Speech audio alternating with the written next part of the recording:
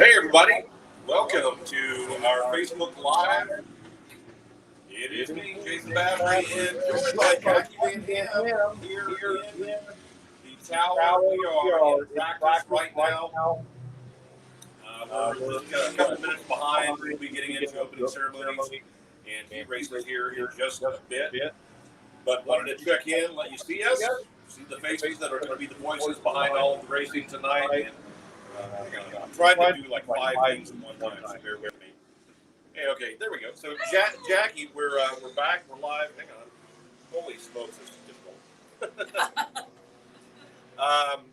Practice underway right now. It looks like it's going to be a great night of racing. I'm really excited to have you here in the tower with me. Thank you. And we're looking forward to having a good time. And hopefully, we'll be able to. We've only got the one webcam. I'm going to try to keep it going so everybody can see everything that's going on. But it may require me turning the camera as each lap goes by. But I'm going to do the best I can while trying to announce and not making Jackie do all the work here tonight. No, it'll be fine. It'll be great. We're looking forward to a great night of racing.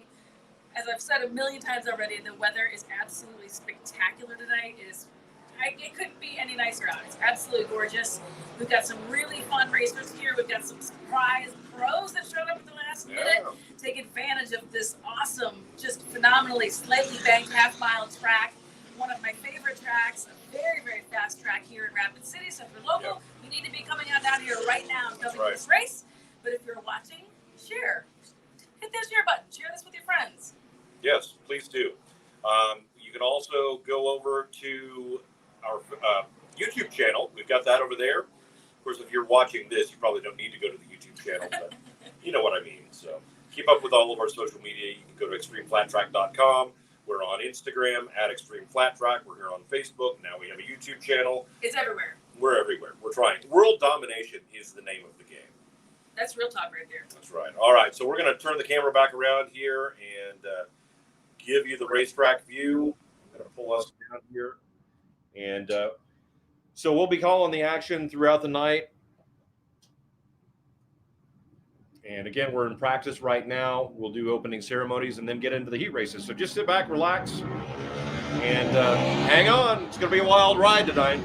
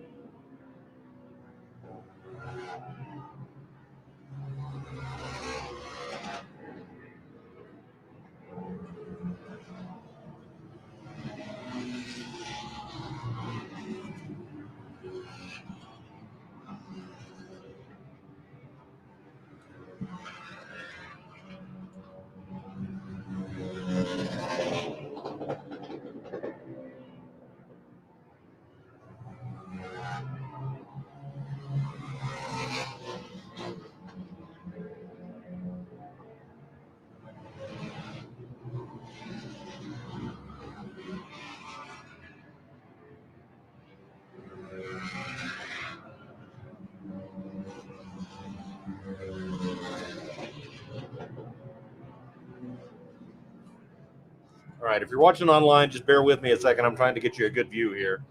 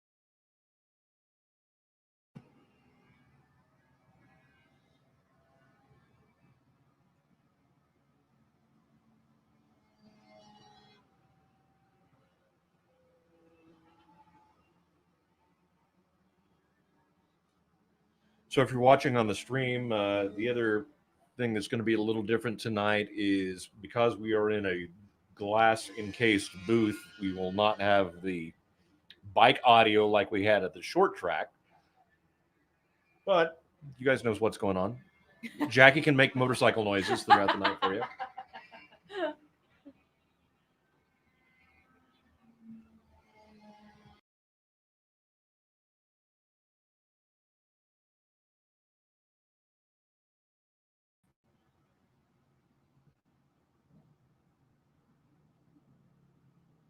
Yeah, if there was one more mic, we could.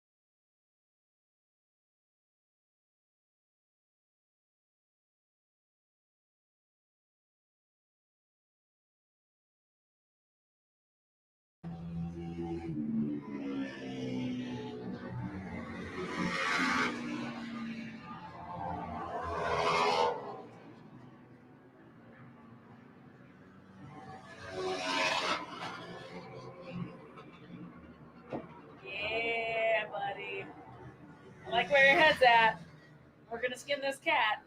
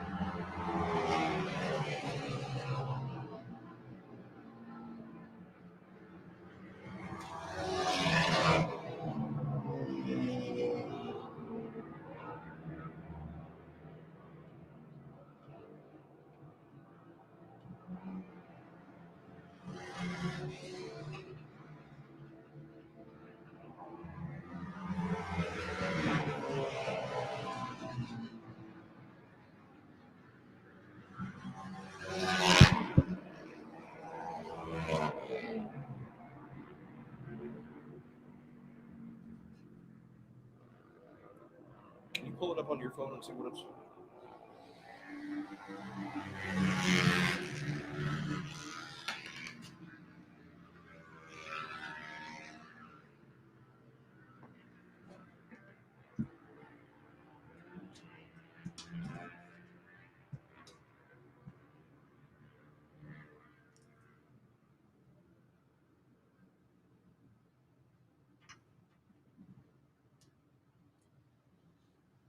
Once again, ladies and gentlemen, continuing with practice here at Black Hills Speedway. Straight flat track here for the Ronnie Stratton Memorial Sturgis Rally Championship.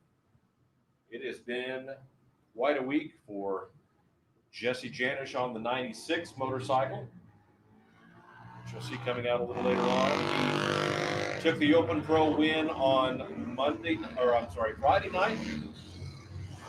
Also, the Pro Singles win on Friday night. Then on Saturday night, he won Open Pro, came in second in Pro Singles to Dawson Schieffer.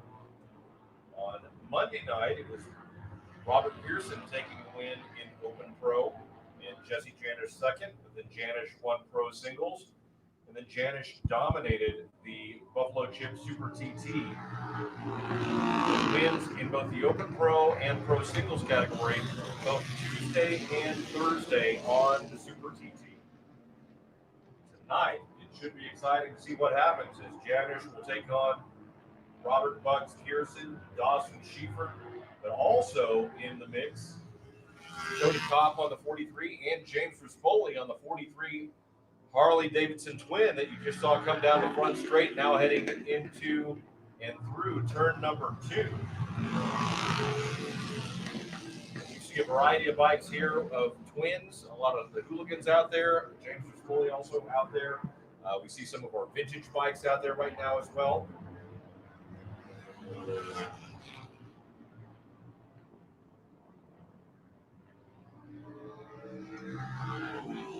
Here comes the 503 of Austin, Texas's own Tyler Sargent. 21 of Pedro Brown. He had a good showing in the hooligan race over at the Jack Pine Gypsies short track.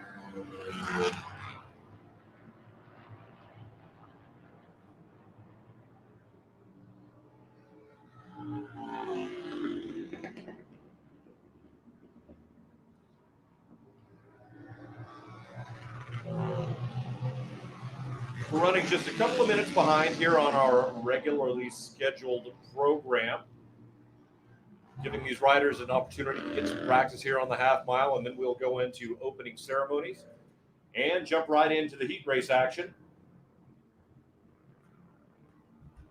Have a great program lined up for you tonight. Lots of different classes, lots of different calibers of riders for everybody from some 3 and 4 and 5-year-olds all the way up to much older than that. I was just going to say, I was curious how diplomatic you were going to be about some of our more seasoned racers. We'll call them that way. We have vintage bikes and vintage riders. But I mean, literally, it's vintage on vintage on vintage, because this track actually has been around since the late 1940s. Pretty established car racing track here in Rapid City. But they groomed it and made it be absolutely spectacular for flat track racing. Some of my favorite races have happened here on this incredible half-mile track. Yeah. The riders are very excited to be here. They've been talking about, they were very excited to try out the Buffalo Chip Super TT, a brand new track out there. If you didn't get a chance to see us, see the racing out there, it was really cool, but many of the riders really excited to get here on this super fast half mile.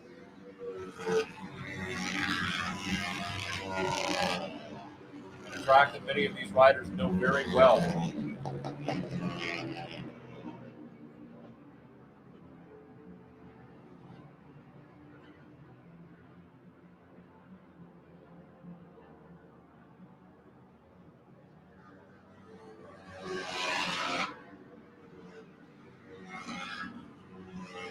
Pair of 43 bikes out there as they come out of turn 2. That is Cody Kopp coming down the backstretch on the 43 KTM. Right behind him is the 43 of James Rispoli on the Harley Davidson.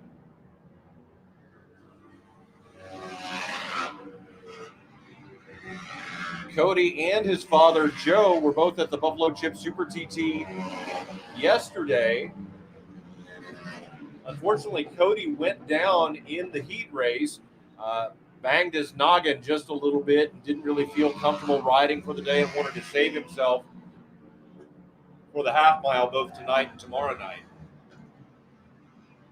Yeah, definitely a very exciting week of racing here in Sturgis, here in the Black Hills, and then tonight here in beautiful Rapid City. 3 very different tracks, 3 very different locations. The short track, a very historical place, the Jack Pine Gypsies. They've been running an annual, they race there all the time actually, but they've been running an annual Sturgis race there for a very long time. The Buffalo Chip Super TT, however, literally brand new. Bugs Pearson himself to help go out there to groom that track and get it ready for that Super TT. So it was pretty rough. It was pretty rough and tumble, but it was very exciting racing out there. And then tonight, this big, beautiful half mile. So a very cool, fun week of racing. 7 races in 9 days. Yeah, I'm tired. I bet you are. I wonder how the racers feel out there. I think they're tired. Jesse Janish was saying just yesterday in an interview he hadn't raced this much in 1 week since the amateur nationals. For him, that's been a few years. I believe it. He's not the only person that made that comment to me as I was going through the pit and paddock earlier.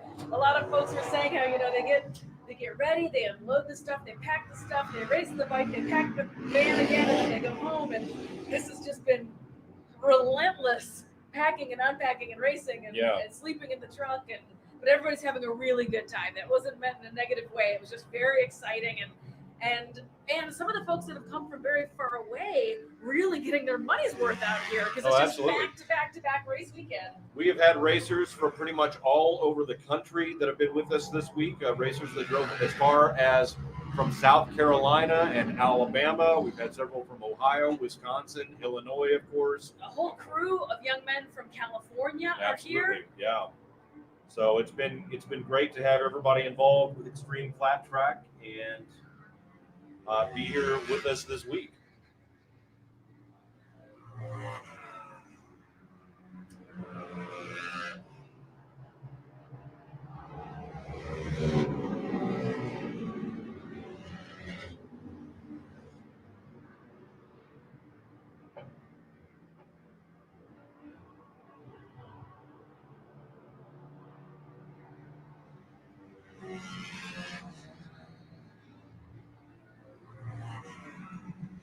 See the number 27 going into turn 1.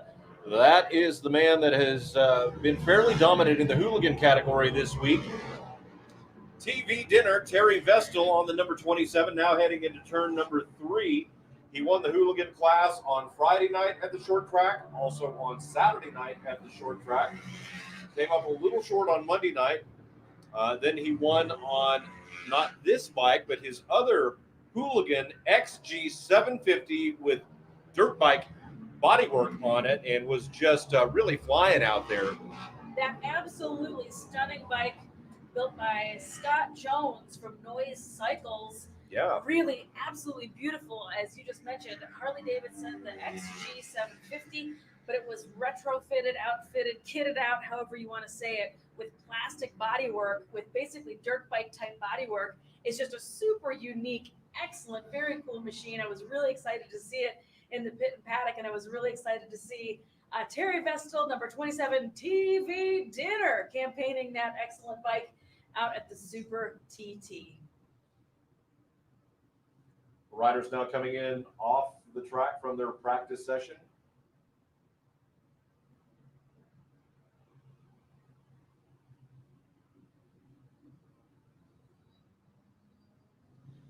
And we'll bring the youngsters back out.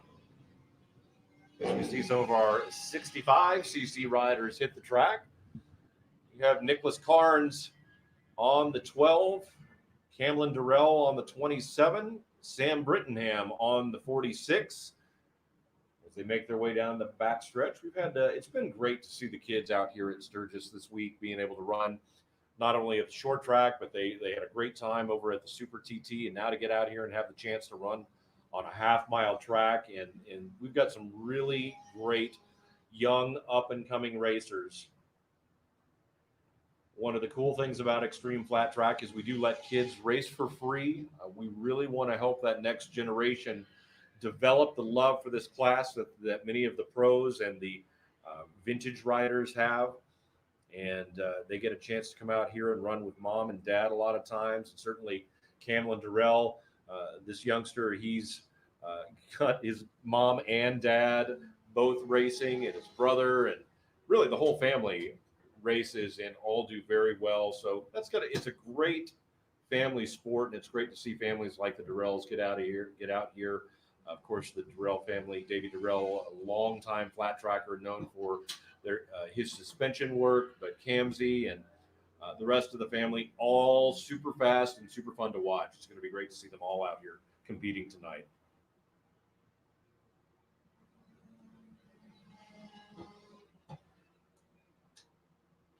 It is really nice, and you just kind of nailed it on the head at what a family atmosphere these races really, really are. It's a great chance, mom, dad, kids, to all come out here, participate in an exciting outside sport, fresh air, plenty of room. You know, you can set up your camper, you can stay on site, all of that good stuff, and the whole family is together. I think it's just got a really, really great vibe, and it's really exciting to see when it's multi-generational. You know, just like the cops, you never know who's going to be the next grand champion out here. Yeah, and the funny thing about the cops, yesterday, Joe wanted to make a point that that he did beat Cody technically yesterday at the Super TT. So Joe's not going to be racing tonight. He's going to be spinning the wrenches on both Cody's bike and James Rispoli's bike, I believe. But it's great to have the 2000 Grand National Champion Joe Kopp out here with Xtreem Flat Track tonight, and his son, who is, you better keep your eyes on that number 43, because he's going to be going pro here very soon, and he's going to make some waves.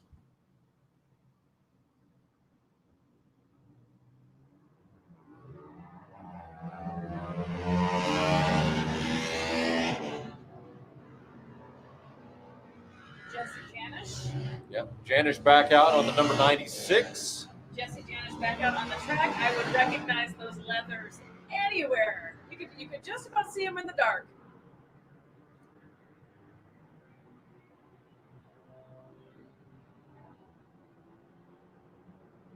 Jesse, an excellent flat track racer.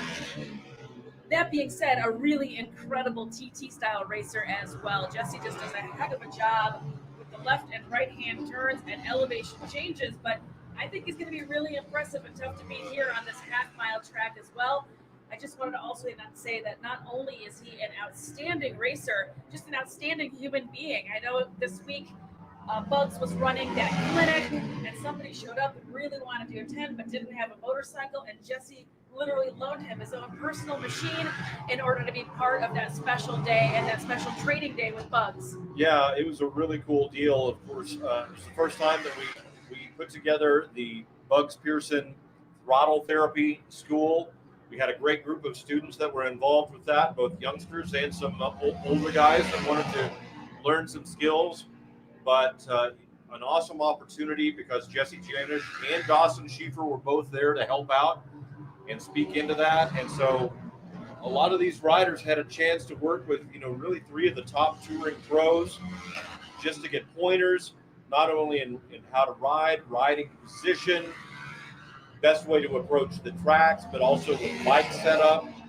And being out at the Buffalo Chip Super TT yesterday, I was able to tell a difference in some of those riders and see that they had made the adjustments, not only in their bikes, but the riding, and had taken those suggestions and really picked up some speed. So it was really cool. Bugs Pearson was very excited to be able to put that together and be part of it. But like you said, actually a guy who is in the Army currently, and also a veteran of the Afghanistan war, provided a spot for him thanks to Evil Hours Racing, Eric Hartley, who works with soldiers that are suffering from post-traumatic stress. And this guy was able to come out. We had a bike lined up, but something fell through at the last minute. And as you said, Jesse Janish just said, hey, why don't you ride my bike? And Ernie Roberts is the guy's name. And I don't know if Ernie's here yet tonight, but should be here with all of his family. But really had a blast. He's building a hooligan bike himself. He's going to get into flat track racing, but he did a great job. And everybody was really impressed with his riding. But just such a cool deal that Jesse was willing to offer up the bike that he'd been winning on all week long, and let somebody that he didn't even know have a chance to ride that bike. Yeah, again, just speaks to his character. Clearly very fast, as you're going to see here in a minute tonight, but was very, very fast at the Super TT, does a great job, and had a really nice night, I believe, at the short track race earlier in the week as well. But just an outstanding human being, just a really good guy. Yeah, and that's one of the things about flat track racing is these guys may be fierce competitors when they're on the track, but off the track there is a lot of camaraderie, a lot of help for each other. It was kind of funny earlier because we were out here and I sat and watched as Jesse Janish came up and got on Bugs Pearson's bike with a wrench and just started taking things off. Well, he had lent Bugs hand guards for the Super TT and was coming over to reclaim those. But you see that all the time. Racers helping each other out, lending parts, doing whatever they can because they want to have, the best of the best out there to race against. And so if somebody needs some help, they're pretty much always willing to help out. All right, so we are, I think we might be finishing up with practice here. And Jackie's going to make her way downstairs. And we're going to bring out our riders here in just a few moments, give everybody a chance to catch the breath, get a drink of water, and make those last-minute adjustments. Then we're going to bring everybody out here on the front stretch, I believe, and we'll go into our opening ceremonies. Once again, we thank you, everybody, for coming out and being with us tonight. This is the Xtreem Flat Track Series. You can find out more about us at xtreamflattrack.com. You can also catch us on our social media. We have a Facebook page. We're on Instagram at Xtreem Flat Track. We also have a YouTube channel. We're kind of all over the place.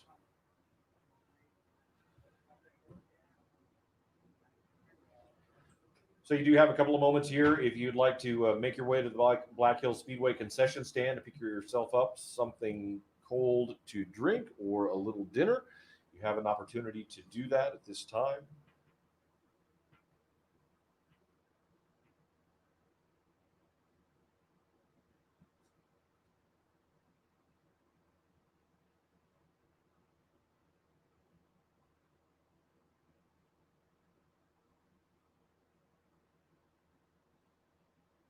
We'll be back with opening ceremonies here in just a few moments.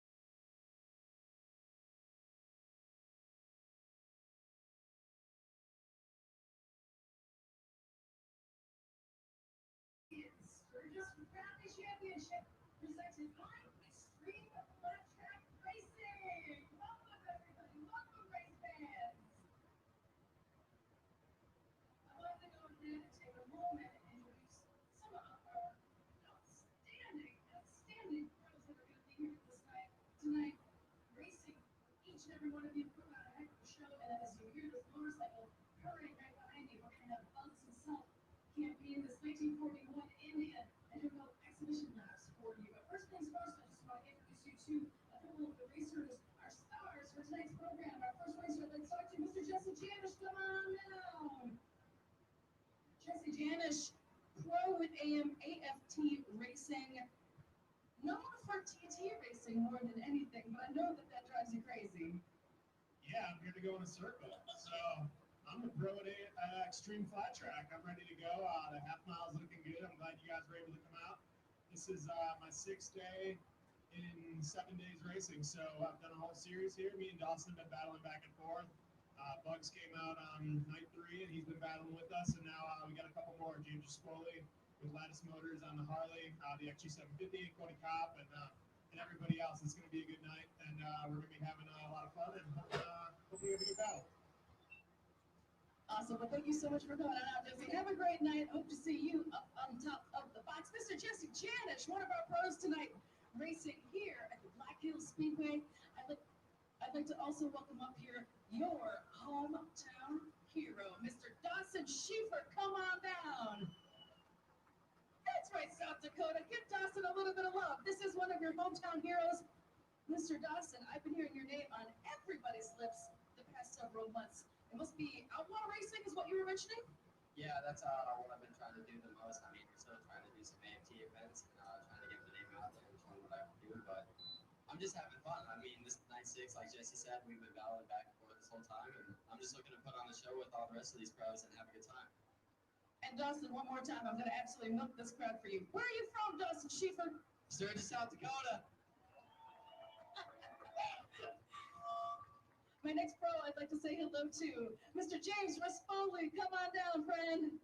James is racing this season with American Flat Track Race Series, but is also super well known on the road racing professional circuit. But you're racing dirt this entire season, right? Yeah, correct. I'm racing for the latest motors on the XG750, so we're one of the only Harleys out here, still keeping them proud, keeping them strong. So, we had to come down to Sturgis and at least make an appearance with the Harley. I was going to say it's only appropriate that you're campaigning and racing that XG750 here at the 80th Sturgis Motorcycle Rally, right? It's perfect. Yeah, definitely. In the pro class, it doesn't look like there's many twins here. I think I might be the only one. So at least we're here. We're here to test. We got Indy Mile next week, but I love this track. Last time I was here, and I got 3rd here last time I was here at the National. I love this track. I love the fans, so I'm glad we're back. Awesome. Well, have a great night. Thank you so much for joining us, James. Another competitor here to keep an eye on for sure. James is very, very fast. And speaking of very fast, I'd like to introduce one more racer tonight. Cody Kopp, come on down.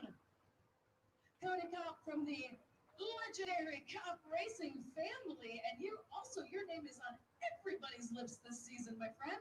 Yeah, for sure. I know that also you won the Nikki Hayden Horizon Award. Yep, we did. We had a good weekend at Amateur Nationals and won the 2020 Nikki Hayden Dave Eric Rice Award. Put your hands together for this AMA Nikki Hayden Award winner, Cody Kopp. Thank you so much, Cody. Have a great night. And I also wanted to go ahead and introduce to you my co-host up in the box, Mr. Jason Baffrey, who's going to be doing our invocation and playing our national anthem. Ladies and gentlemen, if you'd please stand.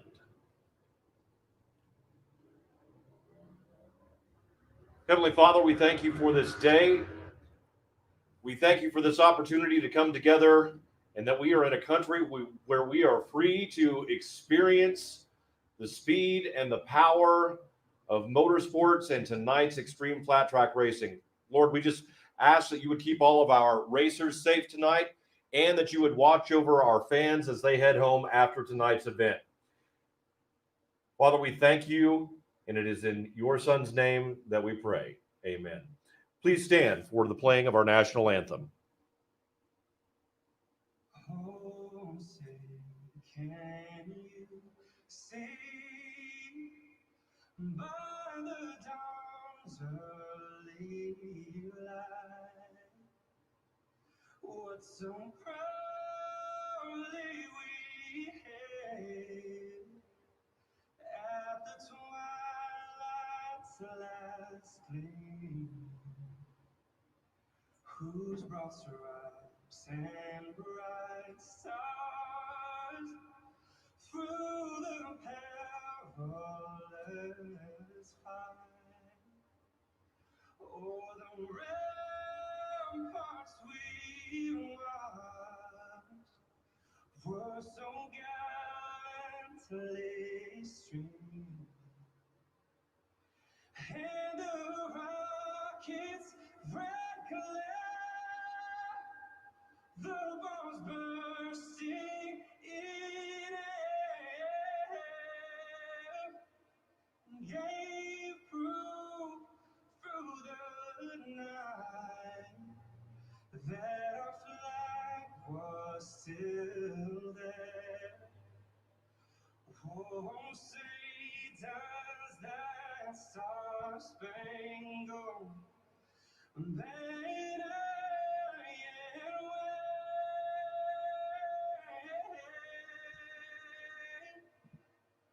Oh, the land of the free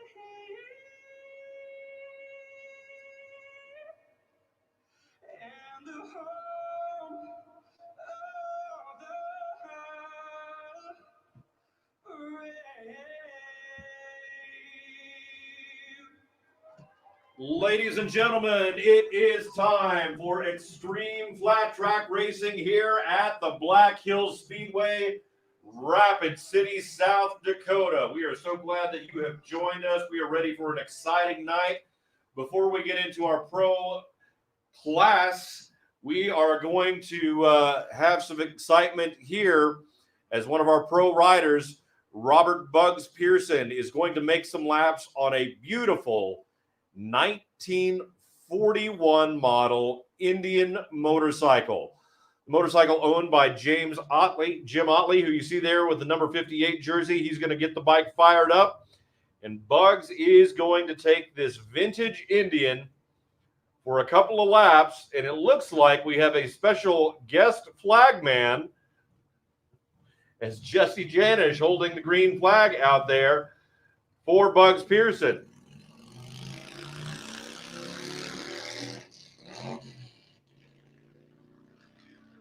Jim Otley, again, the owner of this bike. He has this one and also this is a 1941. He also has a 1940 edition. These bikes are brakeless. They are what we would call a suicide shifter. It's a tank shifter. So he has to shift by hand. And this is the way they raced back in the 40s and the early days of flat track motorcycle racing. And Bugs took his first laps on this bike just Wednesday over at the Jack Pine Gypsies short track, and now has it out, legging it out here on the half mile. And listen to that thing run. Wow. Such a cool motorcycle.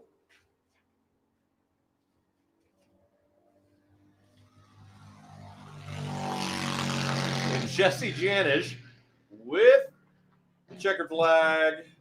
And yellow flag. And a yellow flag. Nice job, Jesse. I think Jesse might be looking for a new job after this. That was outstanding. Well, he's getting up there in the years. I don't know how much longer he's got on the bike, so he's going to be savage. But very cool to see Bugs out there on that 1941 hand shift Indian. I think that's a big base Scout, if I remember correctly, owned by Jim Otley. A very special machine. Jim actually drove cross country to go pick that up because he thought that there was going to be an antique class available, but unfortunately, and were there more than two bikes and one rider, we would have had an antique class. That's what, we always try to accommodate the bikes that show up, and we would have been more than happy to do that. But he's a trooper and has an outstanding collection of machines, so it's super cool that he still is willing to bring them out, let some other racers jump on them, so everybody can get a chance to see and hear these incredibly historic machines. Normally you would only maybe see that at a museum. So seeing them, even just an exhibition lap, is still very cool. Yeah, and actually one of the things he was telling me is the gentleman that owned this motorcycle previously, and Jim actually rode for him and raced it. But when he passed away, before he passed away, he even said This is a racing motorcycle. It's meant to be on a racetrack. I do not want to see it in a museum. It needs to be out there racing where people can see it. And Jim has taken care of that and kept that dream alive. And it's great to see that motorcycle out here. And for Bugs, who races in the Indian on the AFT circuit, for him to have the chance to ride that 1941 model has got to be a real pleasure. Very cool. You're right. I didn't even think about that way, but very full circle moment out there for Bugs with the chance to ride and campaign and take for a couple laps that 1941 and then now in 2020 on that FTR 750. Yeah, I'd be curious to know some of the differences there besides the hand shifting and the no brakes. But besides everything? Right. Yeah, he actually had a little bit of a tense moment the other day when something came off the bike and I forget now what he said it was, but he had to get it shut down in a little bit of a hurry and had to Fred Flintstone it. Yeah, I know. I'm sure it must give anybody who races modern bikes a totally fresh perspective on motorcycles and motorcycle racing when they get the opportunity to race some of those earlier machines. So very cool, very neat. I'm glad Bugs got the chance to take that bike around, and our folks here at the track could have a chance to listen to it at a bit of a full song. Yeah. You want to take a moment here to thank some of the great sponsors that are bringing Xtreem Flat Track to you this week for the Ronnie Stratton Memorial Sturgis Rally Championship. We are so happy to welcome Shinko Tires on board with us this week. And Shinko Tires, the U.S. distributor is Western Power Sports. Western Power Sports also has Fly Racing and Sedona Tires and several other brands. The gang is all here from their headquarters in Boise, Idaho, and they have been fantastic to work with. And it's really been awesome to have Shinko Tires on board. Of course, Fly Racing representative, former Supercross racer Weston Pike, who rode for the Joe Gibbs Racing Team Suzuki and is now retired, but he's still a brand ambassador for Fly Racing and Shinko Tires. He's been out here at Sturgis this week. He came out to the Buffalo Chip Super TT. We had the opportunity to talk with him, introduce him to sort of flat track racing. It was kind of a mix because of course, he's a Supercross motocross guy, and he got to see the flat track racers taking on the Super TT, which is kind of in between flat track racing and motocross racing. It really was right on the edge of motocross racing, to be really frank with you. It was just missing a couple berms. It was missing a little bit of a rhythm section, but next to that, it was very motocrossy. Yeah, probably a little bit different dirt conditions because it was more of a hard packed track, and where we see a lot of ruts being formed in Supercross and the guys really kicking up some dirt and things like that. And of course, the flat track racers are running flat track tires. Nobody was running knobbies, so that makes a completely different riding characteristic, especially when they're going into the turns. So it does look like we've got a couple of bikes heading towards pit in and staging area. So it looks like race number 1 for tonight here again at the Ronnie Stratton Memorial Sturgis Championship Series. This is the second to last race. 7 races in 9 days. We have racing tonight, obviously, and tomorrow. But this very first race is going to be your Open Pro class. So these riders have been riding all week. The Open Pro category are earning points. Also, we have an Open Amateur class, and those riders have been earning points. The points champ at the end of the week, as of tomorrow night, will take home in Open Pro a $2,500 bonus and a really cool custom-built trophy from Gary Kinsler at Light Shoe. Now, our Open Amateur high point earner for the week will get, listen to this, Jackie, he or she is going to get a brand new Moto Gear custom leather suit, a brand new LS2 helmet, a brand new Light Shoe, a $500 gift card, and I believe a set of lubricants from T&L Synthetics, Amsoil products from Leroy Henderson.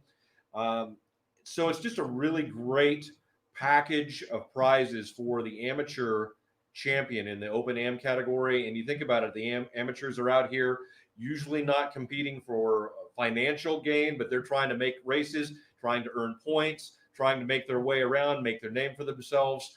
And to win all of those, basically a new gear kit for the next season, plus some gas money, it's going to be a great weekend for one of our amateur riders.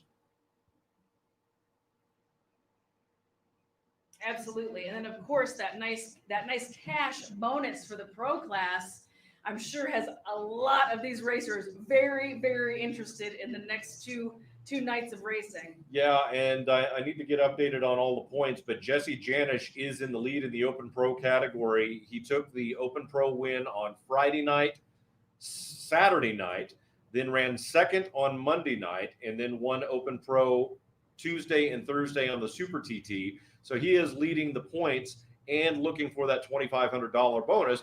In addition, he won our Dash for Cash on Friday night and Saturday night.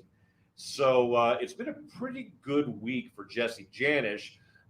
He only has lost, if you can even say that, or run second to Dawson Schiefer won the pro singles class on Monday night, and Bugs Pearson won the Open Pro class on, Dawson Schiefer won on Saturday night. Bugs Pearson won Open Pro on Monday night. So that's the only times Janish has been stopped this week. So we do have bikes headed to the grid. In the number 167 machine, Brian Layfeld. The number 21M, Jacob Cascio. The number 71, Robert Bugs Pearson. The number 43, XG, James Rispoli. The number 98 of Sean Nesshofer. The number 96, Jesse Janish. The number 170 of Now that's actually the 17G of Joe Brittenham on the Yamaha. And as they head out of turn number 2 down the back stretch, it's getting dicey up there at the front of the field, which is going to make it fun. But here they come, coming out of turn number 4 down the front stretch. And it is Bugs Pearson out in front. Looks like James Rispoli second, Jesse Janish third. James Rispoli definitely I was just going to say, getting ready to pass. He was showing an awful lot of muscle on that back stretch. He's on that big twin out there, so he's definitely got the horsepower. Rispoli leads Pearson and Janish into turns 1 and 2. As we mentioned, this is an Open Pro class, so riders have the option to run a twin or a single. Rispoli, the only twin out here on the Harley-Davidson. But to be fair, I mean, Bugs is really giving him a run for the money. He's not letting him totally run away with it, which I totally Janish is nipping at the heels of Rob Pearson in third. So Rispoli opening it up again on that back stretch. He seems to really favor cranking the throttle back there. He always gets like a couple more extra bike lengths ahead, and then they snag him in the corners a little bit. Either that or he's just flat out playing with them because it's just got so much more displacement. Well, you now see Rispoli beginning to open up a little bit of a lead, and as you mentioned, Janice trying to get down around Bugs Pearson, still has a couple of bike lengths to go to be able to get there, but it's going to be hard to stop the horsepower of that Harley-Davidson tonight. Going through the turns, I think the singles might be able to make up a little ground as they've got a little lighter weight, they can get it through the turns a little harder, but down the straights, and especially long straightaways here at Black Hill Speedway, man, that Harley looks powerful. Yeah, this is the place to have that big twin weapon out here for sure. So I'm going to high five James for bringing the heavy hardware, because this track absolutely demands it. But again, it hasn't been a total blowout quite yet. It's starting to look that way though. James is definitely starting to walk away with it a bit. And I believe, if I'm correct, the top 3 are going to be competing in Dash for Cash. Yeah, that's correct. We're going to run an Open Pro A and an Open Pro B heat races here. The top 3 from each will go into a Dash for Cash. We'll tell you more about that a little later on. White flag comes out for James Rispoli. One more turn around the Black Hill Speedway, and Bugs Pearson has extended his gap over Jesse Janish as you see him coming into turns 3 and 4 now. Checkered flag, James Rispoli, the number 43. Bugs Pearson brings it home second. Janish looks like he may have had something. Either he decided to just save it there on the last couple of turns or something went wrong. It looked like he was looking down at his bike as he came down the front stretch. It really looked like on this last white flag here, he was definitely dropping speed heading into turn 3. So I'm going to guess that there might be something mechanical going on with Jesse's bike, which would be really, really quite unfortunate. Either that or maybe you're right. Maybe he just knew he had it in hand and decided to roll off and save it for the dash and save it for the main. Yeah.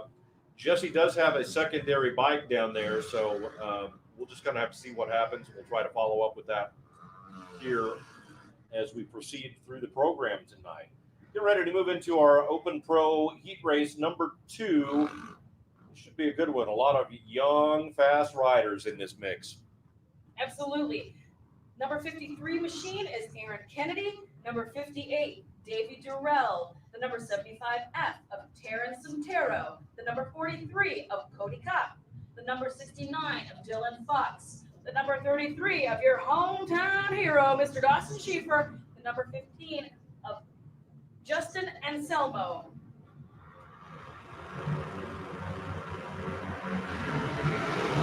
Here we go. Green flag, and they run into turn number 1 in a big bunch. Now they start to line out too wide going through turn 2. Still very close racing though, much closer than our very first open class, the previous race. Very, very close racing still. Coming off turn 4 back into this front straight right here. But we definitely have a clear leader on that 58 machine of Davey Durrell. He's your leader.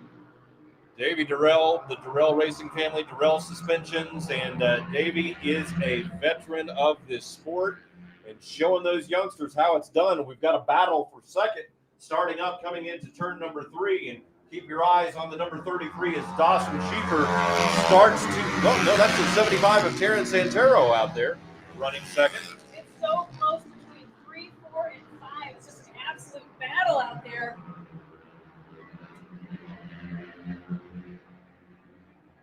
And they just pick up so much speed on the straights here. It's just shocking the difference between short track and half mile. Davey Durrell coming back across the start-finish line. Then it is Terrence Santero, followed by Dawson Schieffer for your top 3. Schieffer makes the move, going through turn 2, tries to get underneath Terrence Santero, but can't get it done there. They come down the back stretch, going into turn number 3. He's going to try again, I think, for that inside pass.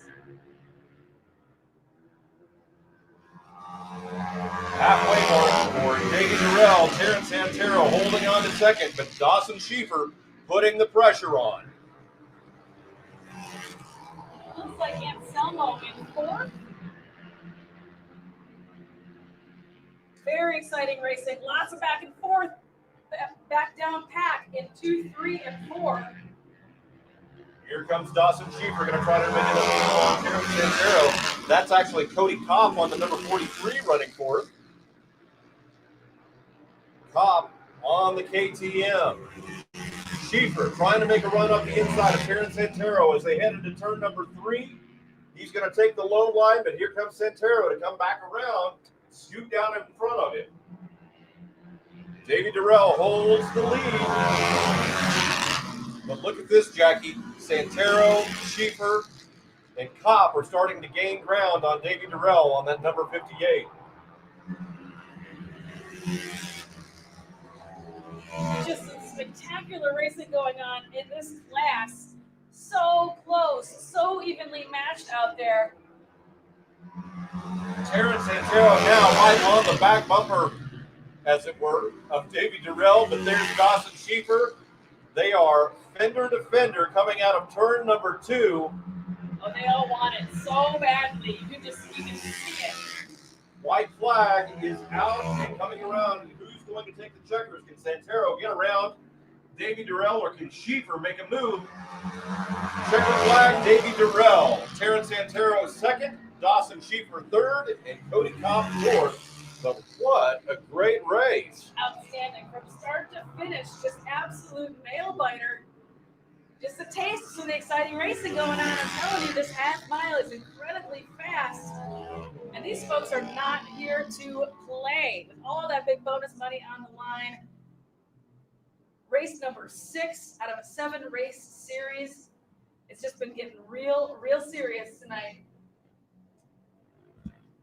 It's exciting to see these bikes getting some speed tonight. You know, it was a lot of fun on the short track. Those little bitty bull rings provide for some great racing. The Super TT was awesome because it was new, unique. They had to use different skills, but to see these bikes get out here and really put the power to the ground and see them dicing for position and running on this super fast half mile is very exciting. As we get ready to move now into our 80s and 70s singles combined class, these are vintage bikes, either from the 1970s or the 1980s, and sometimes vintage riders as well, but not all the time. The number 57 down there is going to be the Amsoil bike of Leroy Henderson. Garrett Brittenham will be on the number 302 out of Colorado. Then we have Rick Barkle. Yeah, Rick Barkle. Machine and Mark Erickson on the 410, and away they go.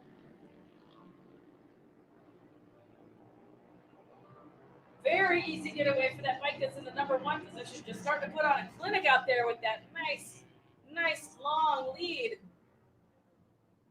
one of the things that you see here in our vintage category is some of these riders not used to being on a track quite this size as Garrett Brittenham holds the lead on the 302. Rick Bargle is second on the number 5. This is the first time that Leroy Henderson on that number 57 has been on a track of this size. He's used to running over there on the short track at the Jack Pine Gypsies in Sturgis. So I can tell you from my own experience, when you get out here on one of these vintage bikes on a half-mile track for the first time ever, it gets a little intimidating when you start running down the straightaway and look at that corner and decide, how am I going to get in there and get either slowed down or get this thing turned in the right amount of time? Absolutely, and that's the thing too, is this track does have a slight bank to it, so you've got to really carry that speed. You cannot, if you have any sort of mechanicals or your bike is underpowered, this is not going to be a good day for you.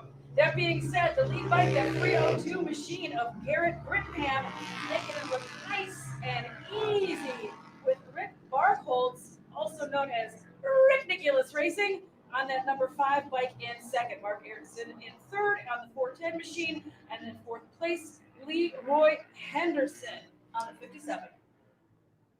Garrett Brittenham, actually our defending hooligan champion in Xtreem flat track, and you'll see him on several different bikes.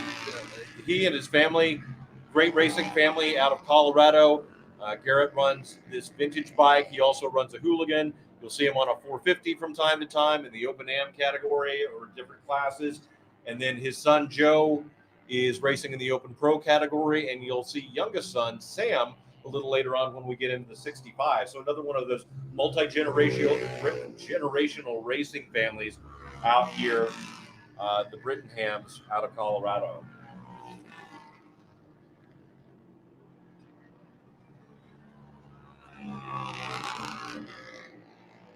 Do you know what bike Garrett is on for this class? Unfortunately, I do not. No, I don't know. I can tell you it's incredibly fast and smooth and sounds amazing, and it's just making it look like a breeze out there. Yeah, I know Rick Bargle's on a TT500. Garrett may be on a TT500. Those are really kind of the go-to bike for our vintage categories. You see a lot of them on the TT500. Also, you'll see some XR500 Hondas or sometimes XR600 Hondas that are out here. Leroy Henderson also on a Yamaha TT500.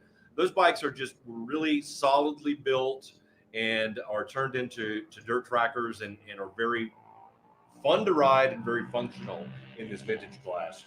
Well, especially being that big 500cc single, that big thumper is going to make just an awful lot of power, but still be nice and lightweight. So it's really just an ideal bike for the vintage class. And thank you, Tyler Sargent, who sent me a text and said that is a Honda XR600 that Garrett's on. Thanks, Tyler. All right, we're getting ready to move now into our 250 amateur category. This will be a fun one. Three great young racers right here on the 250cc bikes.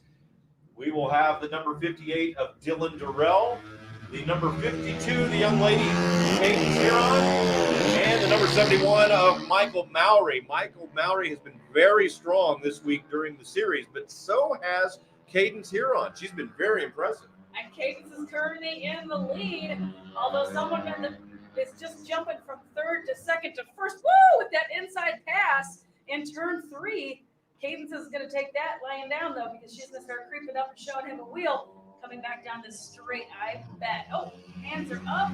Someone's coming off. Yeah, Michael Mowry with a problem, puts his hand up, slows down. I don't know if something happened.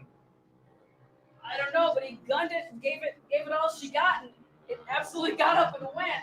So unfortunately, Michael is going to be pulling off track. He put his hand up to alert everybody. He's going to be jumping out of this race. Hopefully, he can get that bike put back together. Yeah, so Cadence Huron with the lead on the number 52, followed by Dylan Durrell on the 58. And Durrell, another racing family out here of several different generations, or at least kids that are racing. Yeah, mom, dad, and almost all the kids will be competing tonight.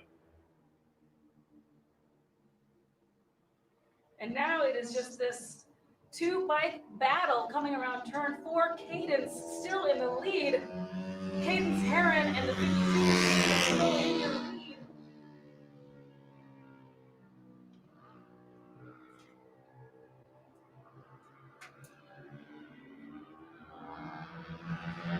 lead. Michael's back out there as he goes through the gears. He'll be down a little bit, but whatever happened with the bike is apparently fixed, and he's going to go ahead and finish out this race to set himself up for the main.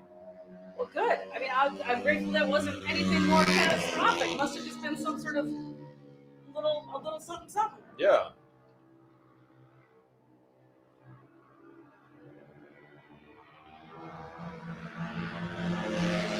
But definitely another name that I've been hearing an awful lot is Michael Mowry. So I'm glad he was able to get that bike back out here to finish this race and be able to move forward in the series. Yeah. Just 14 years old is Michael Mowry on the 71. He's picked up a couple of wins this week and run very strong on this Kawasaki. And, just another great family. He rides his dad, Scott. We'll see him a little later on tonight. And thankfully, his mom is just the absolute best and helps us with not only our hit gate entries and also helps keep score for Xtreem Flat Track in. And I just got a text message. Thank you so much for all of our fans and all of our crew out there in the paddock. His steel shoe came off. Oh, okay. Well, so not a mechanical at all. So he had to pull over real fast, make an adjustment, get that shoe back on, and he is back out here. Look at this, Jackie, side by side. Well, they were going into turn number 3. Here comes the white flag, and Dylan Durrell has taken the measure of Cadence Huron and is now in the lead. His last lap, those two have been playing cat and mouse this entire race, but it really does look like Dylan is going to be stepping away a little bit. He is quite probably going to be taking the checkers. There we go. Checkers are out for Dylan Durrell on the 58 machine. Number 2, Cadence Huron. On the 58 was Durrell. 52 is Cadence Huron. And Michael Mowry able to complete this race. Got that steel shoe put back on, got back out here. Quick style.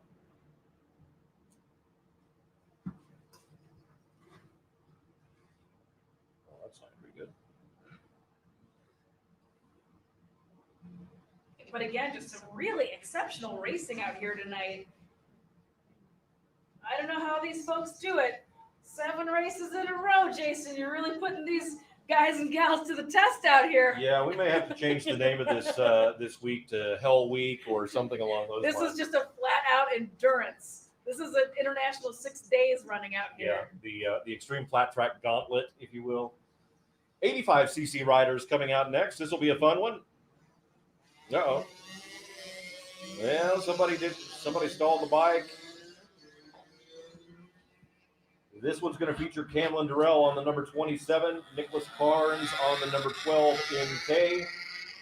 We have Rip Regal, otherwise known as Rip Rage, on the number 77, and Sam Brittenham on the number 46, who unfortunately stalled the bike off the starting line, but now he is up to speed and making his way down the back stretch. Meanwhile, here comes the 27 of Camlin Durrell. Camlin has been fast this week in the races in which he's competed. It's always great to see these youngsters out here racing with Xtreem flat track, and they have put on as much of a show as any of the classes this week. We had some great 50 riders over at the short track over the course of the weekend, Friday, Saturday, and Monday night, and really great racing in the 50 class. I mean, I probably had as much excitement in my voice calling those races as the pro races, because they were just really bar to bar several times. Yeah, I was definitely curious to see how these much smaller displacement bikes, this is an 85cc class, by the way, I was definitely curious to see how this was going to go on this much longer track, this half-mile track that we keep talking about. But that being said, I'm sure these kids just have to be absolutely thrilled for the opportunity to open it up wide open. Yeah, thrilled All the or way terrified. around. Yeah, I don't know which it is. Probably a little bit of both. Probably a thrill and some terror.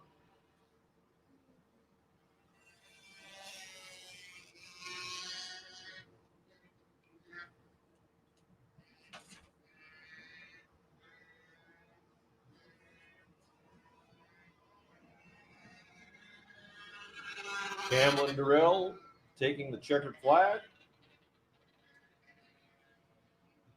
followed by Nicholas Carnes, Rip Regal, and Sam Brittenham. And we will move now into our 40-plus category. And here's another Durrell. It's all Durrell all the time. It's all Maori all the time as well over here. This will be the matriarch of the Durrell family. This is Camzy Durrell riding the number 58. Scott Mowry, Michael's dad, will be on the number 71.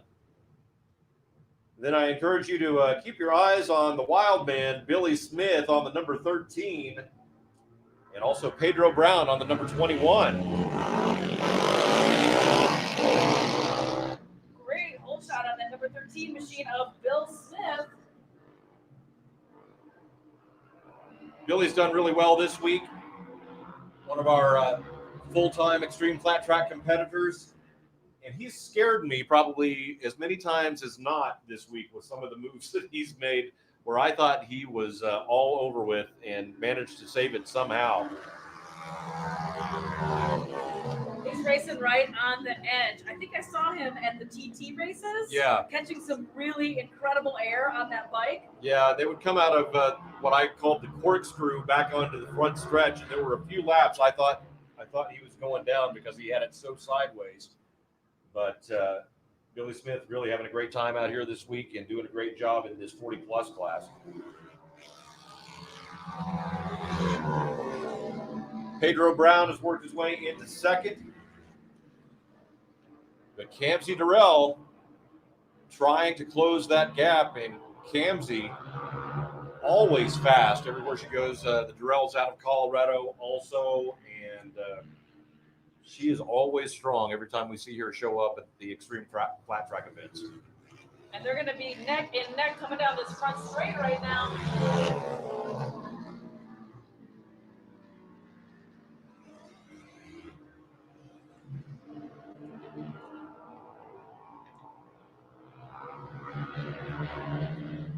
But so far, it is that wild card of yours, Bill Smith, on that 13 machine. You know, there's a reason I think that he has leathers that are reminiscent of Evel Knievel's. You're not wrong. But that battle between second and third, still just neck and neck between that 21 bike of Pedro Brown. Camzy Durrell going to make the move coming out of turn number 2 to take the second position. But here comes Pedro back around What a battle here as they come through turn 3 and 4. Billy Smith on the 13 going to take the white flag. But here come Kamsey and Pedro. Kamsey will take this lap, but Pedro going to try to put the pressure on. So we've got a real battle in turn 2 right now, headed down that back straight between the 58 machine Kamsey Durrell and Pedro Brown on the 21 bike. Checkered flag for Billy Smith on the number 13 here in the 40-plus category. And who's going to take home second? It will be Kamsey. Yeah. Kamsey Durrell in second, absolutely fast. Some super exciting racing going on. That battle between second and third. Kamsey Durrell in second, Pedro Brown in third. Scott Mowry on the 71 machine in fourth place. What do you think about that, race fans? Put your hands together for this incredible racing going on out there. A gorgeous night. All these folks have been racing with us all week long, putting in spectacular hours and effort and energy at 3 different tracks all around the Black Hills, just keeping it a very exciting week. You know, the roots of the Sturgis Motorcycle Rally is in motorcycle racing, is in dirt track and flat track racing, starting in 1938. So it's really awesome to see Xtreem flat track race programs step in and put on this huge variety of tracks and types and styles and locations, keeping that tradition alive. Yeah, and some of these riders may have been there here for that first race as our 60-plus and 70-plus riders come to the staging line. Woo! They can't hear me, can they? I know. Absolute savagery going on up here in the booth. With the number 75 machine of Charles Poisson. Charles Posson. Bud. He goes by Bud. Oh, Bud Posson on the 75. The number 594 of Rick Reed. Leroy Henderson back out again on the number 57 machine. Mark Erickson back out again on the number 67W here in the 60 and 70 senior class. Senior, seasoned, veteran. How about that? Vintage class.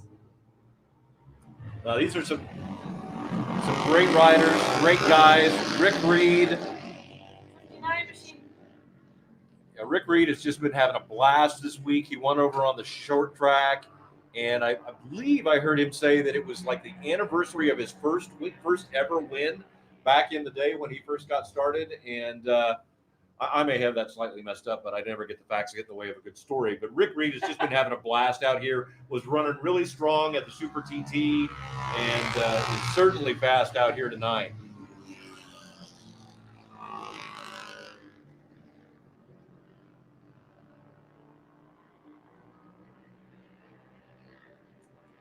It looks like it's number 59, but that's not who it is. In the lead? Yeah, that's... Is it written wrong? Or has he got different plates and leathers? No, that's Reed. And here I have it as 594. That's 59Y. You just have to be able to decipher the accurate writing. So the 59 machine is Mr. Rick Reed. I apologize, I thought it was 594. It's 59Y, as in youth, as in young. Exactly. 59Y machine of Rick Reed in the lead very easily. I mean, whole shot all the way through to this lap. Just made it look very smooth, very easy out there.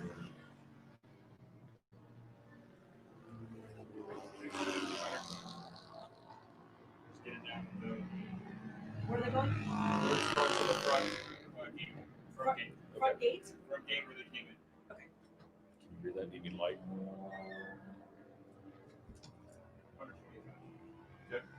But Rick Reed's still out there in the lead, making it look very, very easy out there.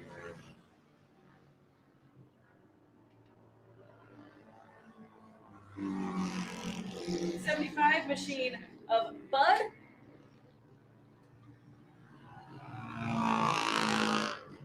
Is in third. Again, our more seasoned racers are out there right now on the track. White flag for Rick Reed. Here's Mark Erickson on the 67W running second.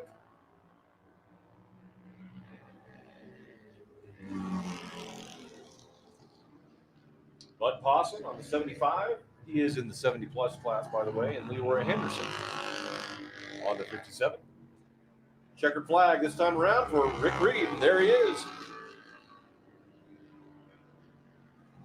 And Rick Reed making it look very easy for this senior class out here. Almost catching up with that lap traffic. Just putting in a heck of a race, start to finish. Totally smooth. Yeah, like I said, he's had a very good week out here and picked up a couple of wins and just seems to be really having a great time being out here racing. Well, really, anytime you can go racing, it's a great time. I think anytime you go racing, it's a pretty darn good time. You know what else is a darn good time? Winning some cold, hard cash. Oh, We're yeah. doing a 50-50 rally tonight here live at the track. So get your tickets out. If you enter the 50-50, get your tickets out right now. I've got the winning ticket in my hand. I'm going to read it in just a second. So get it out. Open your smartphone. Turn your flashlight on. I know it's getting a little dark out there. The sun has dropped. Beautiful, beautiful sunset tonight. Absolutely gorgeous out here in Rapid City. Winning ticket for the 50-50, 218-9238. 218-9238. You're going to pick up some cold, hard cash back at the front gate where you entered. And away we go, our next class, the 65cc class. Cameron Durrell on the 27 machine. Rip Regal on the 77. And Sam Brittingham on the 46.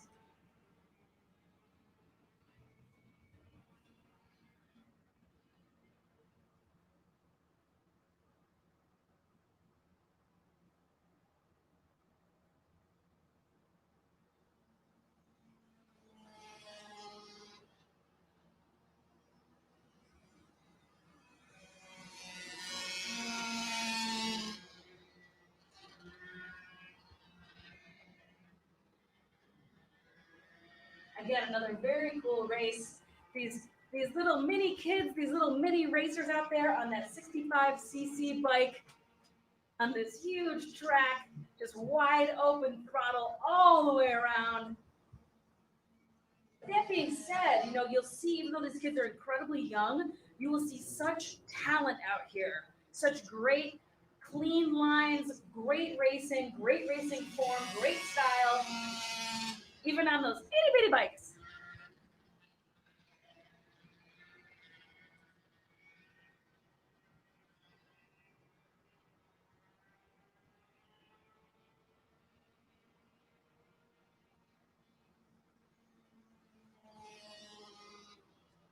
And Mr. Cameron Durrell is in 1 on 27. Cameron Durrell on the 27 machine is in first place.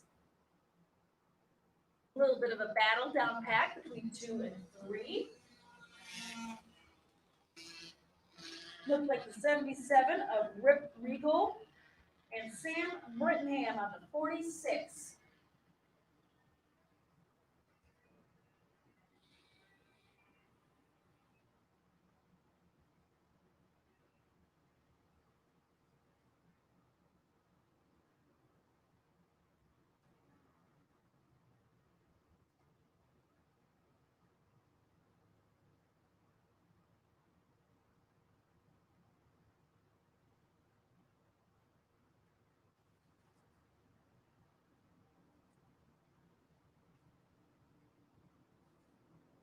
All right, our next class coming out, race number 8. This is a 250cc class. The number 58 machine of Dylan Durrell. The number 10 of Jason Fawcett. The number 52 of Cadence Heron again. And this is your 250cc class.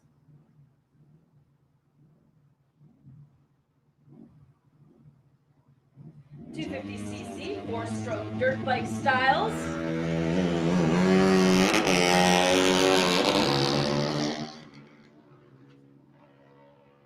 Some great sounding 250s going on out there.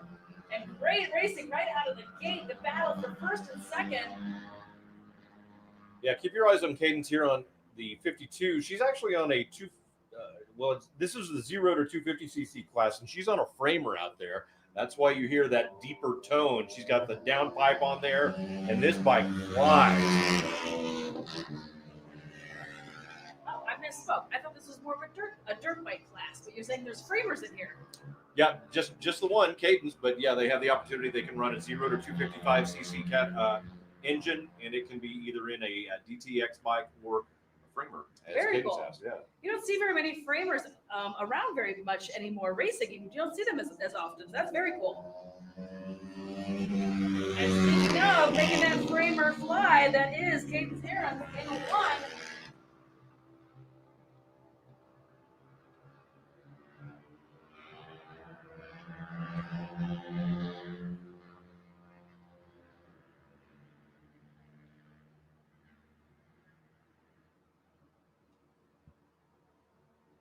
Still battling it out on turn 4, coming down this front straight.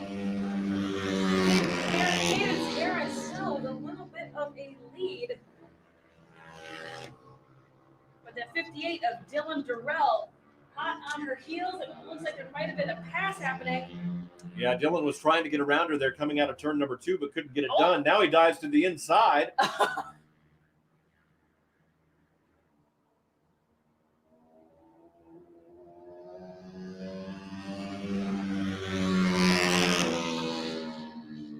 Yeah, great sounding bike. Absolutely.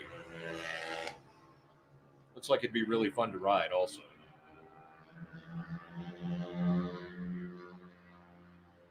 Cadence opens up just a little bit of a gap this time around. She'll come down the front straight to take the white flag. So this is last lap for Cadence Heron in 1. And Dylan Durrell in 2nd. Let's see if Dylan is going to try to make that pass on turn 2 and make that inside dive.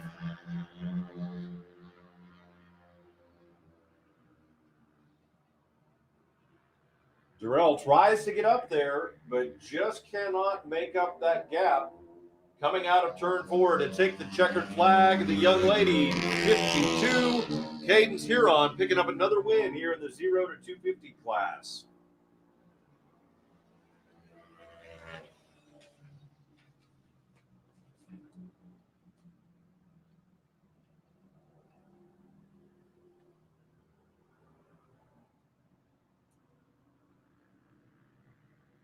And race number 9 for tonight are Open Pro Twins.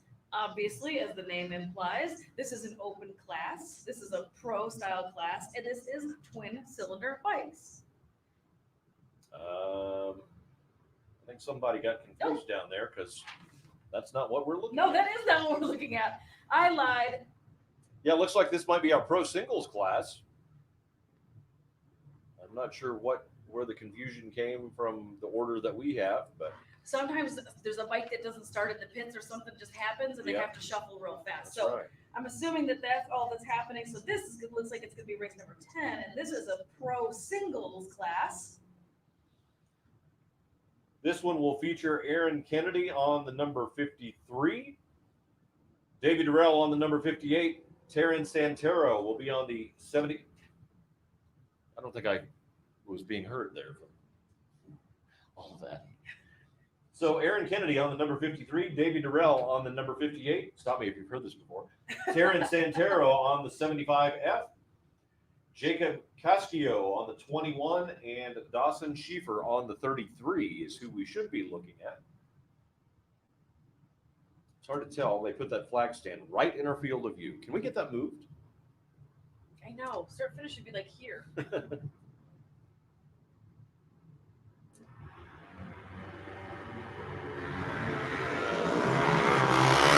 Karen Santero, Dawson Schieffer off to the races.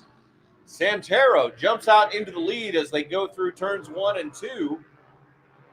David Durrell gets around Dawson Schieffer there and is chasing down Terrence Santero running into turn 3.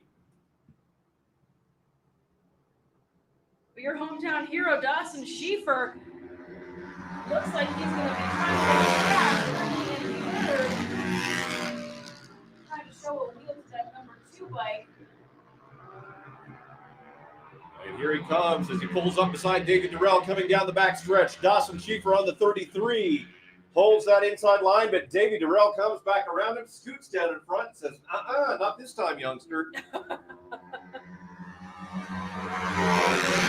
this Santero machine, this 75F bike, just blazing fast. Yeah, T-Money out in the lead on that Kawasaki. And here comes Schieffer trying to get up around David Durrell one more time. And Durrell had got up there and looked like he was going to make a move on Santero. But Santero pulled away. Here they come again.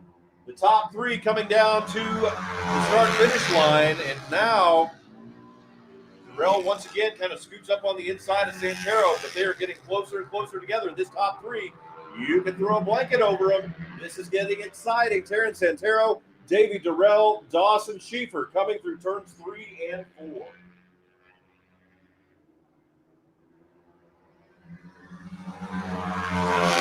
Durrell up the inside going into turn 1. Oh, cannot get it done. Has to get on the brake just a little bit. Here comes Dawson Schieffer up the inside of Davey Durrell, side by side, bar to bar going into turn number 3, but Durrell will pull back down to the inside and get in front of Schieffer one more time. What a great race we have here, Jackie. I'm just so impressed with this Santero machine out there, out front. Just really making number 2, number 3 bikes work for it. Schieffer looks like he's, nope, just couldn't quite seal the deal. They keep doing that every lap. Schieffer will pull up beside him going into turn 3, but then Davey's able to get down in front of him. I can't tell if it's a bit of strategy, trying to psych each other out, or if he's just a little underpowered, just can't quite close the door.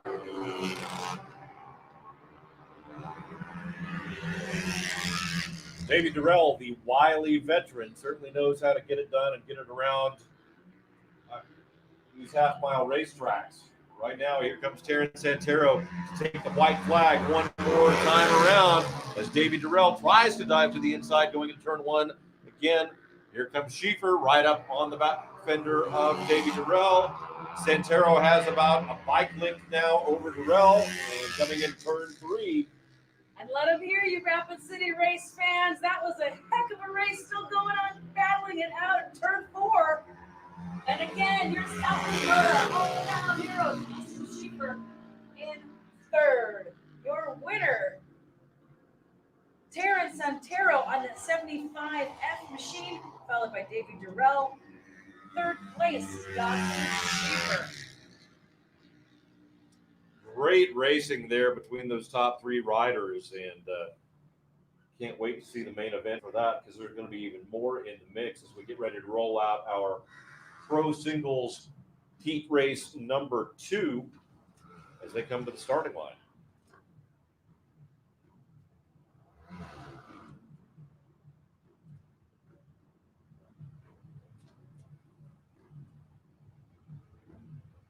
So I have to admit, I know that our papers are correct now because I can recognize Jesse Janish's leathers from a mile away, literally. So I know that this is the correct class. This is race number 10, our Pro Singles, the number 17G of Joe Brittenham, the number 53 of Justin Anselmo, the number 43 of 67W of Brian Layfeld. The number 98 of Sean Nesshoffer, and the number 96 of Jesse Janish.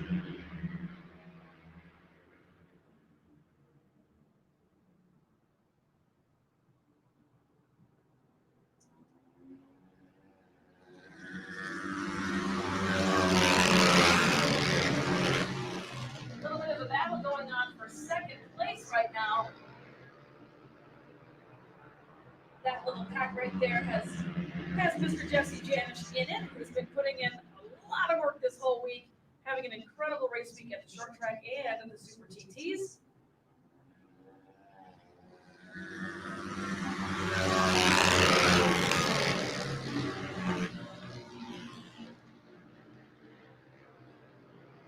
But we kind of expected to see this kind of performance out of Cody Kopp on the 43.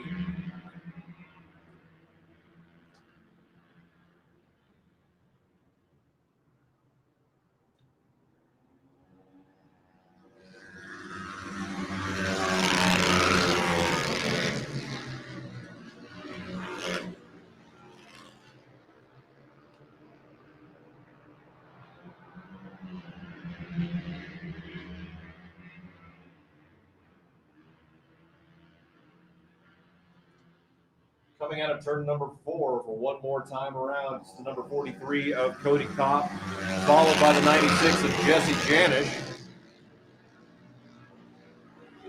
Sean Nesshofer on the 98, leave running third there.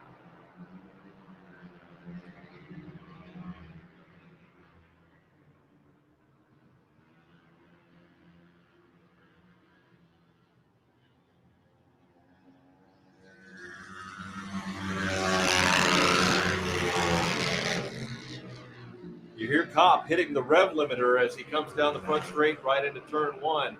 He is ringing that thing out. KTM and Husqvarna up front.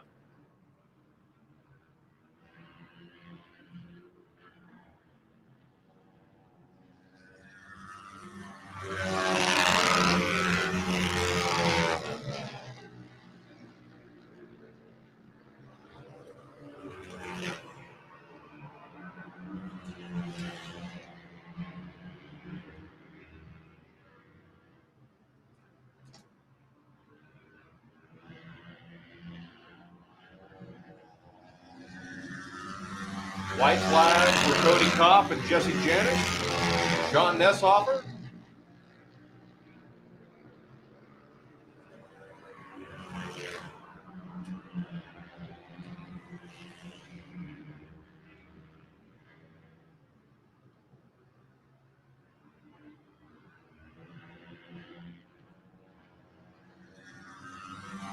Flag is out. Cody Kopp on 1, Jesse Janish in second. And this pro singles class, great smooth racing out there tonight.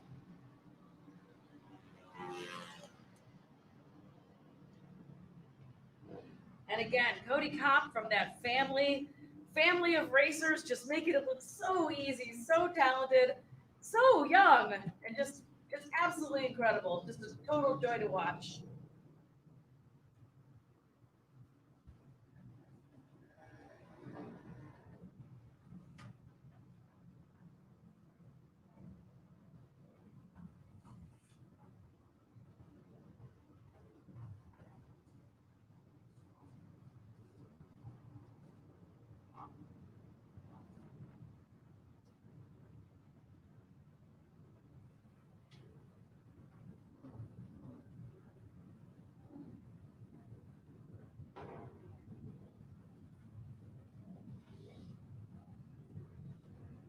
Getting ready now for our next category as they roll up to the starting line. If I can turn the page here, I'll tell you what it is. This is race 11. This is 30 and 50 class. The number 21 machine of Trent Hansen, the number 58. Camsey Durrell, the number 58Y, just to make it more confusing, 258 bikes on the grid. 58Y of Jim Otley, the number 85 of Alan Frampton, 302 of Garrett Rittenham, and 167 of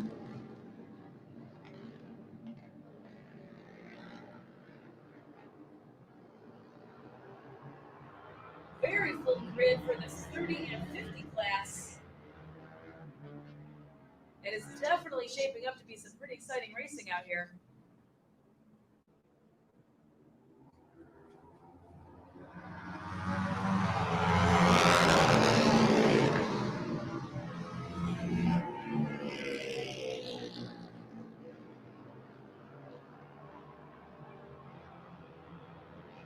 It's Trent Hansen with the lead on the 21. This is the first race I've seen the Trent Hansen name, so he clearly has just been saving it up to come out here. Yeah, he actually came up here with Rick Margle, who we saw earlier in the vintage class. And it looks like the 58Y of Jim Otley is in second, but I'm going to need to borrow your eyeballs for that.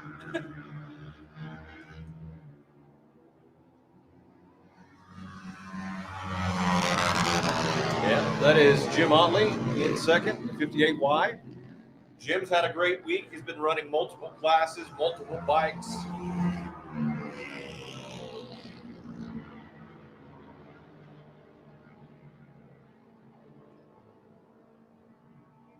picked up multiple wins in the 50-plus class, and he is having a great time out here.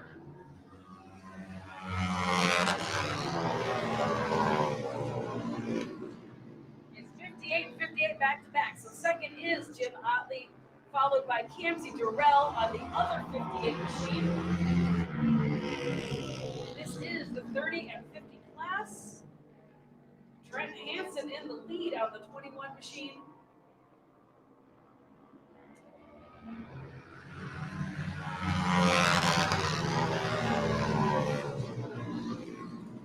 It's Garrett Brittingham back out on the 302, the XR600.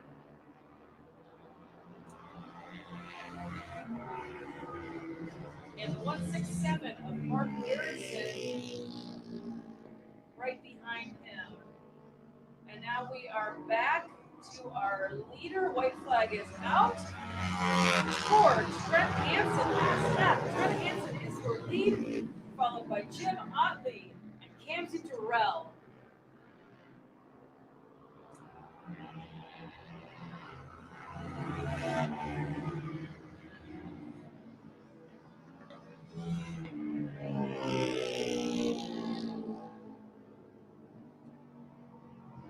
We do want to thank everybody who's tuned in on our Facebook and YouTube stream that we're doing. If you want to keep up with what's going on or go back and watch some of the previous races, you can find those on our Facebook page, Xtreem Flat Track. That's XTR. Flat truck? Yeah, well, this is It's day 6. day 6. It's day 6. XTREEM Flat Track. Who came up with that idea to spell it that way?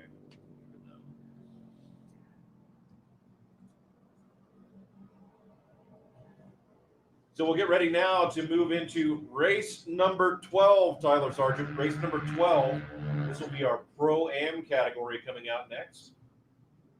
And this is going to be a back-to-back for Trent Hansen. He can't wander too far because he's also racing out on this grid on the 21 machine again. Yeah, pull it off the track, go get back lined up, and go again. Connor Strand on the 111 machine. We'll have Corbin Erickson on the number 18. Rob Harkins on the 117. Dane Barbie on the 81. Michael Mowry is back on the 71. And also back is the number 13 of Billy Smith. And Michaela Nichols on the number 2 machine. Pretty full grid for this Pro-Am class out here, race number 12. Yeah, and an interesting mix between youngsters and vintage riders, but this should be a good one. Rob Harkins out there on the number 117 out of Abilene, Texas. He's only been racing just a few months, just kind of started earlier this year, and he's been just having a great time out here. Drove all the way from Abilene, Texas to be with us for this entire series.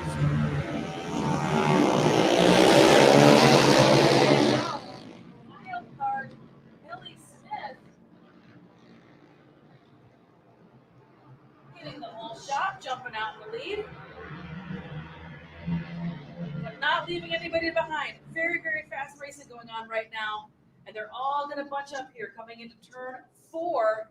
And then it's just going to be a drag race down this front stretch.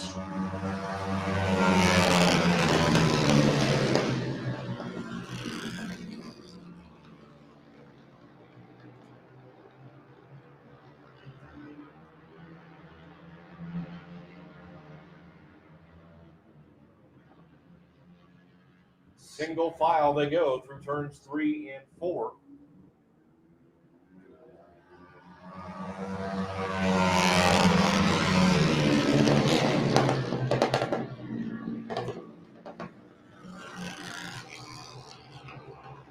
Did I misspeak? You have 18 or 15 in front? I thought it was 13. I thought it was those leathers. No, I think it's I think I was wrong. I think it's Maybe. Corbin.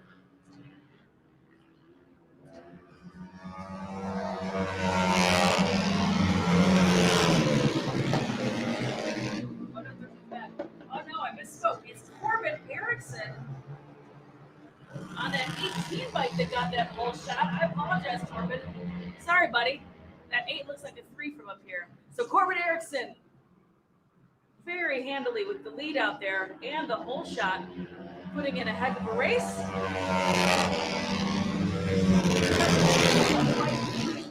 Yeah, that's Dane Barbie, and Dane has had quite a week out here running on a 450 most of the week. Looks like he's on a different bike tonight, but he has picked up several wins in the Open AM and the 450 AM class, and just been a really exciting racer, young racer to watch this week.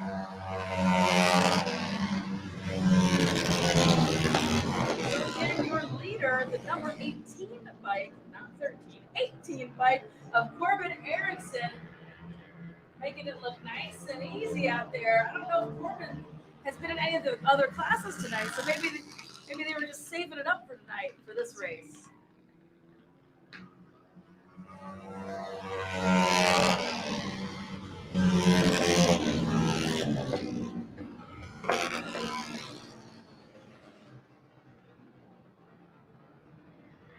A little bit further down pack, it looks like Trent Hansen done in fourth.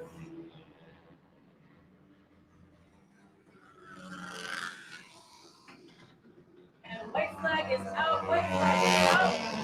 Last lap, Harrison, followed by Dane Barbie.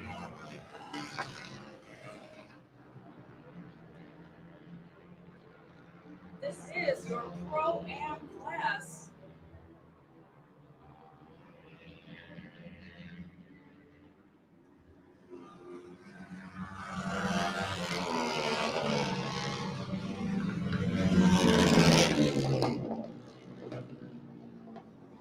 And checkers are out. Checkers are out. Corbin Erickson on that 18 machine is the winner. Once For again, race number 12. some great young riders competing in that class, and then some great older riders competing in that class. I was talking to Rob Harkins the other day, who's on the 117, and I've had the opportunity to race a few times and would run the Open Amateur class. And when you become a, as you say, seasoned rider, and you get out there and you start getting passed by the 13 and 14-year-old kids, it makes you humble. Makes you realize that, you know what, I'm out here for fun. I guess but it's great to see those kids coming out. And, the thing is about this sport is it really is fun. It's fun to get out there on the track and kind of rip that throttle and take it into the turns and have a good time. And our next class, race number 13, Open Pro Vintage. Open Pro Vintage for race 13, the number 5 bike of Rick Barkholtz. Ridiculous racing on the number 5 bike, the number 85K of Keystone Cop, the greatest name in racing. Literally the greatest name. And Keystone that's his Cop, real I'm name. not even joking. That's his name, and it's amazing. The number 57 of Clint Erickson, the number 58Y. Welcome back, Mr. Jim Otley, the 58Y machine. 59Y of Rick Reed, and the number 75 of Charles Pawson. Bud Pawson on the number 75. Here in the Open Pro Vintage class, this is your race number 13 for tonight's Ronnie Stratt Memorial Sturgis Series here at Black Hill Speedway. If you met Keystone Cop's dad, you'd understand how he ended up with that name. Keystone having problems off the starting line as it looked like he couldn't get the bike to go. I think that's Rick Reed that's jumped out into the lead as they head down the back stretch. Thankfully, he has that fluorescent orange leathers on, and he's easy to see. I'm not going to lie, I'm so grateful when some of these folks wear really bright leathers. It makes it a lot easier. And yes, Rick Reed is up in the mud. He's having a little bit of a battle back there on turn 2, coming down that back stretch. But cracks the throttle just a little bit more.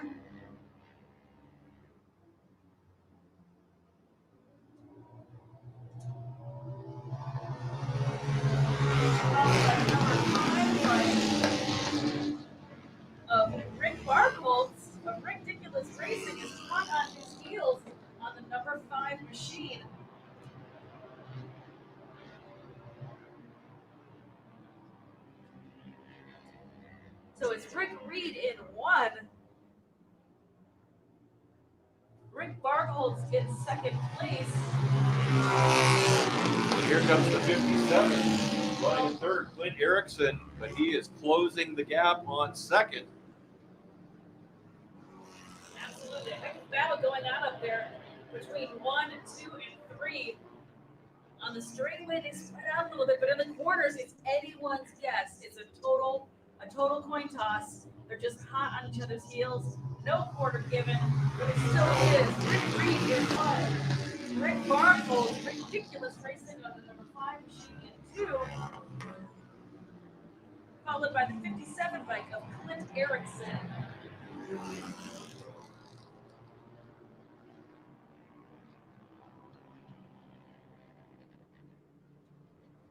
And I'm surprised because I see going down the backstretch the 58Y of Jim Otley, and he's on 750 twin Shell Yamaha, and that bike is extremely fast. I know that during the Super TT yesterday, he had some issues. He came off of a tabletop right at the starting line. And I was right near there, and that thing started clanking and banging, and it actually busted the side part of the case. And believe it or not, he was actually able to find somebody that was just down the road from the Buffalo chip that had the exact part that he needed for the 750 Yamaha twin to be able to get it repaired and get it out here tonight. It's the magic of motorcycling. It's the magic of motorcycle racing. You're never alone if you ride a motorcycle. Yeah. Well, and Jim Otley, a really interesting guy, U.S. Air Force veteran, worked on F-16s and in the F-35 program. And he seems to be like an actual MacGyver kind of guy, that he can fix anything with duct tape, chewing gum, and a gum wrapper. And it's just been really fun getting to know him a little bit out here and watching him race, and to see all of the selection of bikes that he brought for this week. So we get ready now to move into race number 14, Tyler Sargent. This is the Open Am and the 450 Am class. This should be a good one. We'll have the number 2 of Michaela Nichols rolling up to the starting line first. Then we'll have the 111 of Connor Strand. The number 18 of Corbin Erickson back out. Then we'll have the 81 of Dane Barbie. The number 71 of Michael Mowry, and the number 13 of Billy Smith.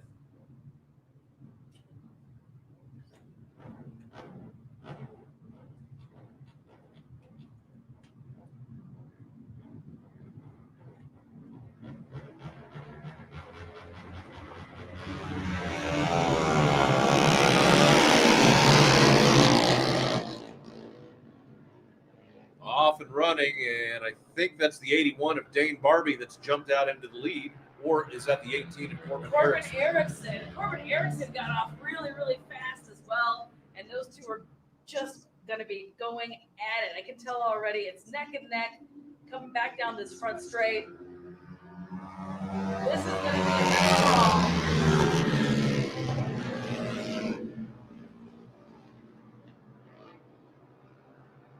Dane Barbie closing the gap just a little bit, coming out of turn number 2. Whoa, tries to pull up beside him on that back stretch, and then it was almost like he cracked off the throttle just a bit because the bike dropped back. But here they come.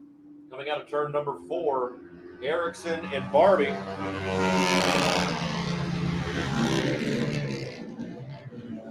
Look at Billy Smith up there running in the 3rd spot. Yeah, I was just going to say the wild card is out there in 3rd. He is certainly the veteran in this class, because most of these guys are younger than 20 that are out here, and Billy is not younger than 20. Seasoned. Right. Seasoned racer.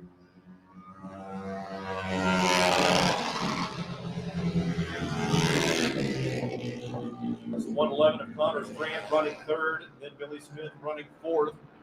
Michael Mowry also out there on the 71, but up front it is Corbin Erickson on the 81, 18 and Dane Barbie on the 81. If you were at the short track, these two, it was like this every single night, and it was also just as confusing between 81 and 18. But they were first and second, either one way or the other, every time they raced, and they just have a great battle going on. I love that. I love seeing that there's that much competitiveness, but also that much trust and respect to be able to race that close together, that tight, that neck and neck. Absolutely. White flag for Corbin Erickson.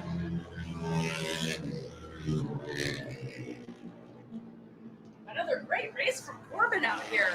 Yeah, and here comes Dane Barbie trying to run up the inside again. Can't get it done as they come into turn number 3.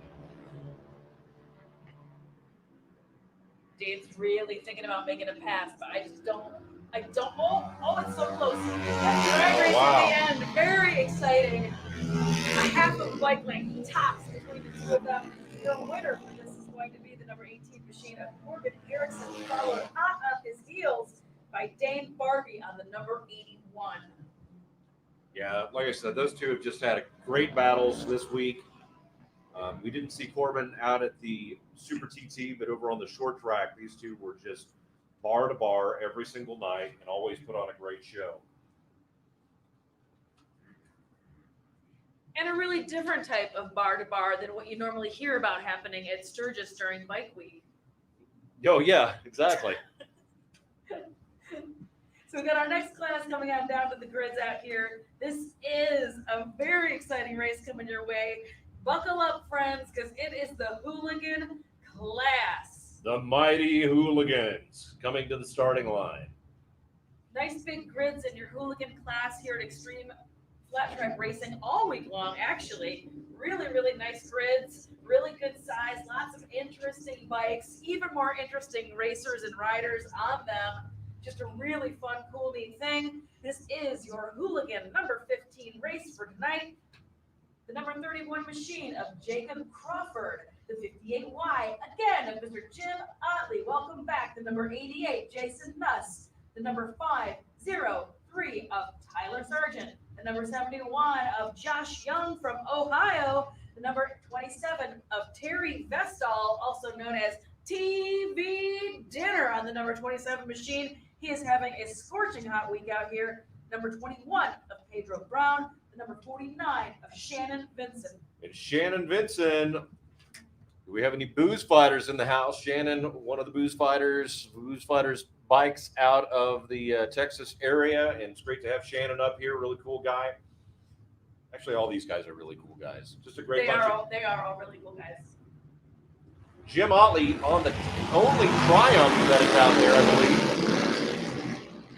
And here we go. Like the 71 of Josh Young got that whole shot. No surprise for me.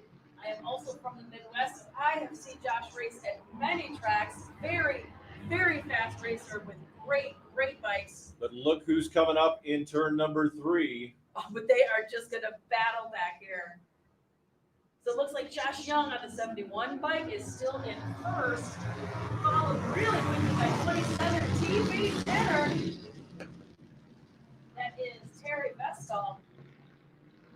I think that's Pedro Brown maybe in the 3rd spot. It's hard to tell. TV Dinner making a move around the outside. Josh ain't going to take that. No, they're going to go back and forth. This is awesome, seeing these great big Harleys out here battling it out on the Black Hill Speedway half mile. And this is how it should be. These bigger displays and big making tons of noise. Very heavy. Definitely an arm wrestling match all the way around the track, but with plenty of exciting power. TV Dinner now stepping away from Josh Young a little bit on turn 3, heading towards 4.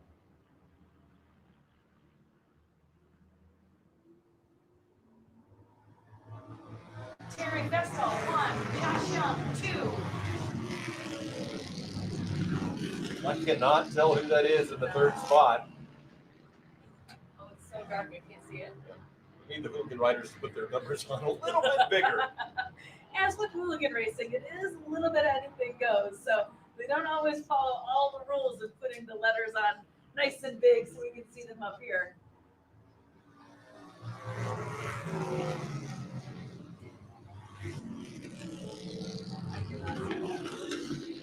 would say that may be the number 31 of Jacob Crawford. No, that's Jacob Crawford coming across the line now. Oh, maybe that's Shannon, because I don't recognize him. Yeah. That very well might be Shannon Vincent in third, because I have not seen that bike or that racer yet tonight, and this is his first appearance out on the track. But up in front of him, it still is hot and heavy between these two fellows up front. It still is. Here is Mexico 1, Josh Young 2.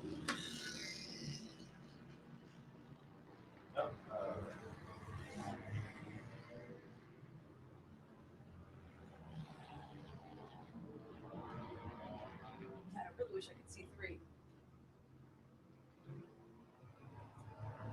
And Checkers is out. TV Dinner is your winner, followed by Josh Young.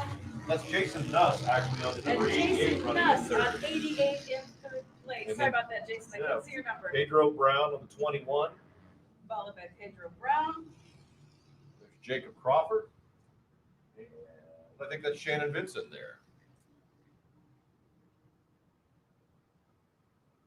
Terry Vestal, Josh Young, and in third place, Jason Nuss on the 88 bike for your hooligan race. What do you think about that, Rapid City race fans? How exciting was that? Those awesome, pretty heavy Harley Davidson class, actually. I think there was just maybe one Triumph in there, maybe Jim Otley. Jim Otley on the Triumph, and all the rest were Harleys. All right, ladies and gentlemen, this is the time of the evening where we like to ask for a little audience participation. It's also one of the most fun portions of our program. As you see several racers coming out, pushing their bikes down the front stretch. And no, it's not going to be a foot race. But it is going to be pretty darn exciting, because these racers that are coming out here, pushing that bike out here, putting on a show for each and every one of you. Now you get to back your favorite racer right now. It is the Dash for Cash. So we've taken the top 3 out of our Open Pro heat races, and they're going to come up into the stands, and they're going to visit with you for just a couple of moments. They're going to bring their helmets, and we'd like to ask you to help make a donation. Reach into your pockets, go deep down in there, pull out a 1, pull out a 5, pull out of 100, whatever you feel like, and tuck that right inside their helmet. Whatever the cash is that we raise here, you can pick your favorite rider. You can pick a couple of favorite riders. You can do it however you like, but it's a great way for you to get a close-up interaction with some of the top riders out here, have some fun, and just reach in there, and whatever the cash is that we come up with, we're going to run 5 laps, winner take all. I'm not going to suggest that you have a side wager going on. However, if you do, just don't tell me. But absolutely, race fans, feel free to dig into your pockets. Go ahead, jam some cash in these racers' helmets. This is the Xtreem Flat Track Dash for Cash. This is our top 6 in that class. They're going to be duking it out for all of that cold hard cash that you tuck into their helmets. So you are directly sponsoring the winner of this race, directly supporting these racers. Yep, we've got Jesse Janish down there, Bugs Pearson, Davey Durrell. Dawson Schieffer, your hometown hero, should be out there. James Rispoli is out there. How many is that? Get your camera out, snap a photo, make him give you a selfie, make him work for it.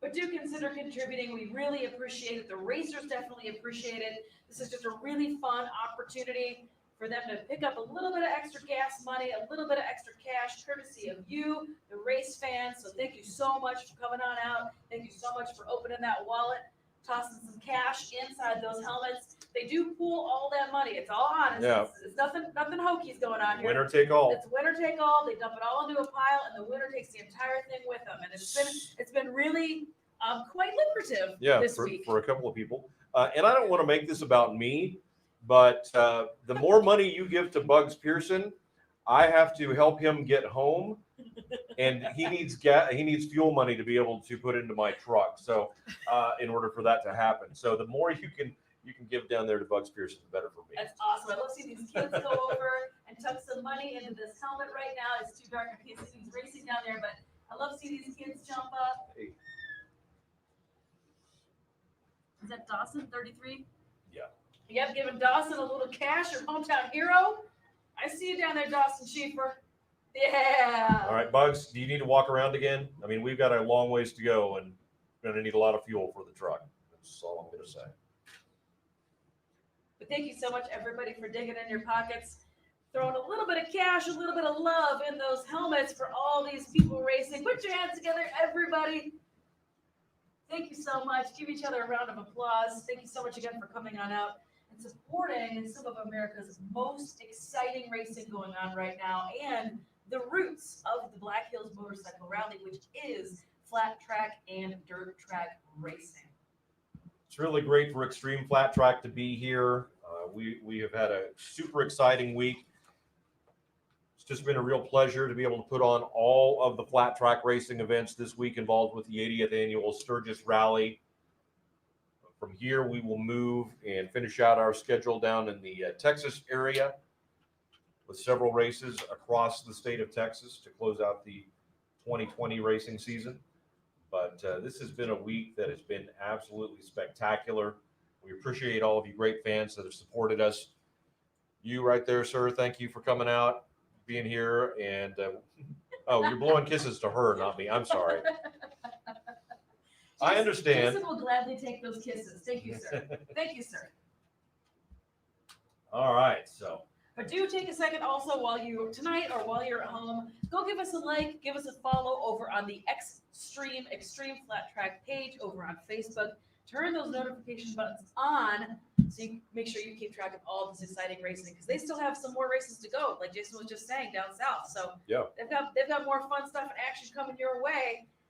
And if you didn't have a chance to make it out to some of our previous races, I want to give a big thank you to Randy Erickson, who's been with us all week taking photos and video. We've got some really cool drone shots of the Buffalo Chip Super TT. So if you didn't get to experience that, you can see exactly what that track was like. And really, like I said, really cool drone flyover following the racers around the track, and lots of really cool photos that you can find on our Facebook page as well. And so Randy, who's, I'm not just kissing up to you because you're up here taking my photo, but just want to let everybody know who's doing all these great photos.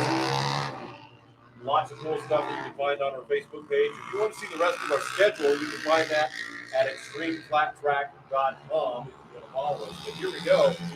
Dash for Cash riders. And a little bit of showing off this dance out there. Put the wheel in the air for you guys. Always bringing the show, always lively, full of personality.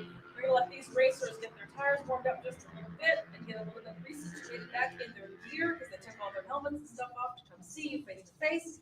So they're going to let them get a little bit situated before they re-rack them, as it were, back on the grid. This is your Xtreem Flat Track Dash for Cash. So James Rispoli will be on the 43, lining up closest to the grandstands on the Harley-Davidson Twin.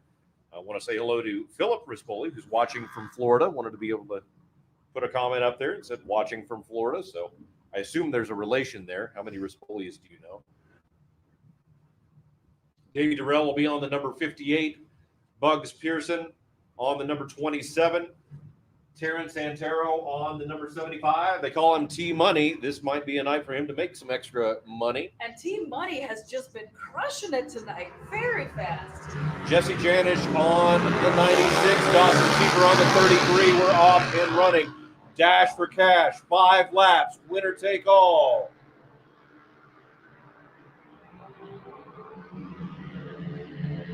And just neck and neck down there. Oh my goodness, such close racing.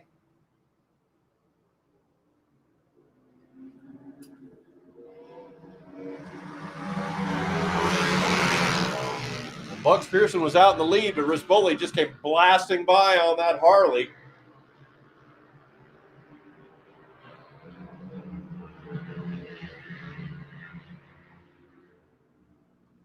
Battle for third, Jesse Janish and Dawson Schieffer.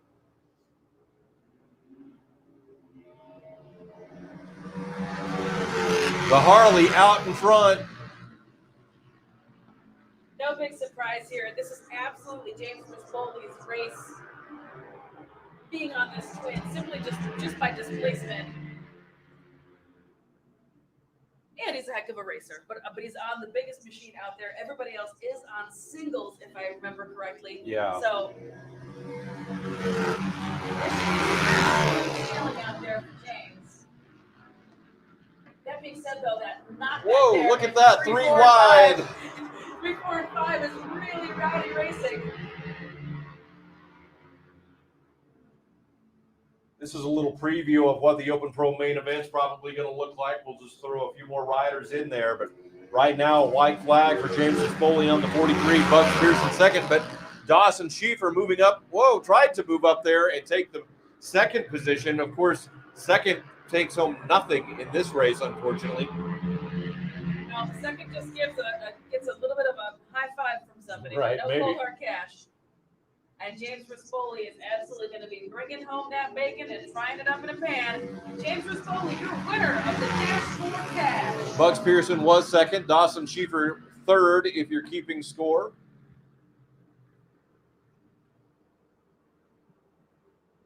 Great racing there between second through sixth positions, though.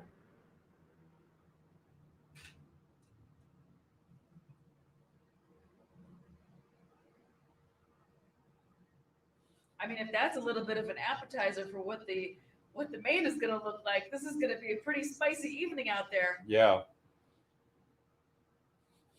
eBay Jake commenting on Facebook that he likes this particular camera view better than the other one. So, all right. I'd say he's been our most loyal viewer so far this week, so we'll keep it here. Glad we could stoke you out, eBay. And you are missed. Why are you not racing out here? All right, ladies and gentlemen, we're going to take a little bit of an intermission here. We're going to set our lineups for our main events. This is a great time for you to make your way to the Black Hills Speedway concession stand, pick you up a hot dog or a cheeseburger. I may have to go get me something. An ice cold beverage, whatever that may be.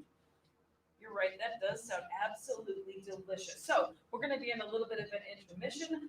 We're going to be able to get all of our results and everything up here to the box, so we're all ready to rock and roll. So do please feel free to take a second, head on out to the concessions, pick yourself up something to eat or something to drink. We'll be returning with the racing in just a few moments.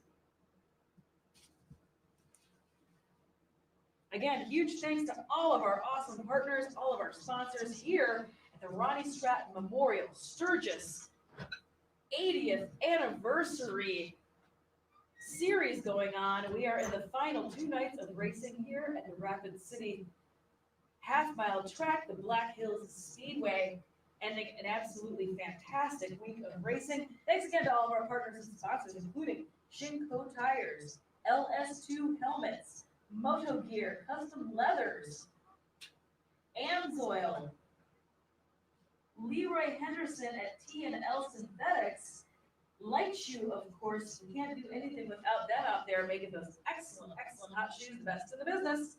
That's our friends over at Light Shoe. We'll be on a break. Feel free to go get yourself a snack, and we'll be back in just a few moments.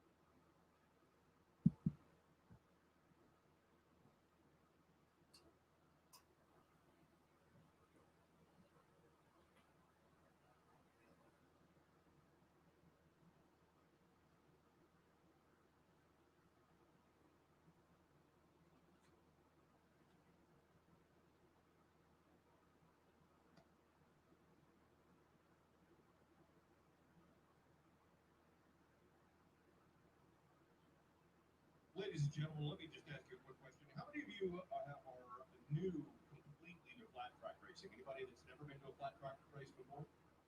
All right, a few of you out there. Great. Well, thank you so much for coming out and being part of Xtreem Flat Track tonight. We are so excited to be here at Black Hills Speedway, the Rapid City Half Mile. One of the things that I wanted to do was take an opportunity to talk with some of our great sponsors that are here, and not one just a sponsor, but friends to the sport. A lot of these riders, probably most of these riders, and they make it possible for these riders to get around this racetrack. What you may not know is many of these riders wear a special shoe on their left foot that is most generally called a hot shoe, but around here we like to call it a light shoe because light shoe is based right here in Sturgis, South Dakota. And let me introduce to you Gary and Kelly, the Kinzers, the owners of Light Shoe. And Gary, just tell us a little bit about kind of the history of a hot shoe and what it does and what the technology is and why these riders need that. Well, the hot shoe probably came on the scene back in the 40s. A lot of people made them out of car bumpers, believe it or not. And they were really heavy, but they needed something because I don't know if you knew this, but flat track racing is like one of the original sports that started in the United States. It's an all-American sport that started here and developed here and is still going strong. It's one of the most awesome racing sports ever. Back in the hot shoe, they would make them out of car bumpers, whatever they had, because they bought your boot and realized it's not going to slide on pavement or dirt or anything. It's just gravity, so they needed to have some kind of weapon that would slide around. So, they kind of started early on, and probably one of the first guys that really started doing it and selling it and making them on purpose is Kim Maynard. Out in California, started developing hot shoes and selling them in 1950. Stories all over the place about that guy and what he used hard surfaces on the bottom, what he made them out of, and everything else. I guess he was using some hard high purpose bandsaw blades, shaping that, using that, started hard surfacing, and storage all over the place too, where he got his hard surfacing because it's a secret. It doesn't see he's using on the bottom. And for some of the younger bands here, they actually did used to make car bumpers out of steel, not out of plastic. So the hot shoes made out of steel. Right, that you might clarify that because you don't want anybody going out there with a car bumper off or something like that, trying to install too much. So tell us a little bit about kind of what your method is and how you guys work. Well, we make them out of steel, not plastic, and we wire our sheets of steel, kind of cut around, trace around the bottom of the boot, and cut that out. We always, when we're getting, we stand our name in there, and phone number, and serial number, and racer's name inside the hot shoe. And kind of around the top of the boot and roll it all together. And hard surface on the bottom, so it slides, so it actually has durability and lasts longer. And then keep lots of sentiment. So do you have to have a rider there and have their foot? Do you measure their foot? How does that work? And then do people just mail stuff into you, or how do you do all? Typically, we go to a lot of races. Our school bus down here. We have a shop in the back of the bus. We go to the races, and we go to the big stage Wisconsin, Kansas region. All over. Sturgis, yeah. And when we're home, and typically people send us their boot because we use that boot as a template to get the right fit. We do have a number of boots in stock that we can build a hot shoe out of and send it back out to the customer. They have the exact same boot and size for their boot, and then it works that boot really well. It speeds up the process, gets in the hot shoe pocket. Yeah, I've had the opportunity to spend some time with you over the past week, really the past month, and really cool moment last night to give people a little inside behind the scenes. We were at your place, and you pulled out your book. You've actually kept track of all the serial numbers, and you had serial number 00001, and it was for Bucks Pearson, and Bucks was there with us, and that was just really cool to see that and know, here's one of the current, one of the best racers out there touring the nation, and he was one of the first ones that had one of your hot shoes. We built hot shoes for the Bucks for a long time. What's really, really cool is now we're getting into generations. I mean, we built hot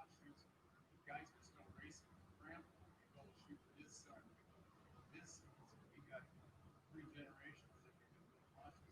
We've been building them since 1998, so we got over 20 years of building launches. We started out as a hobby.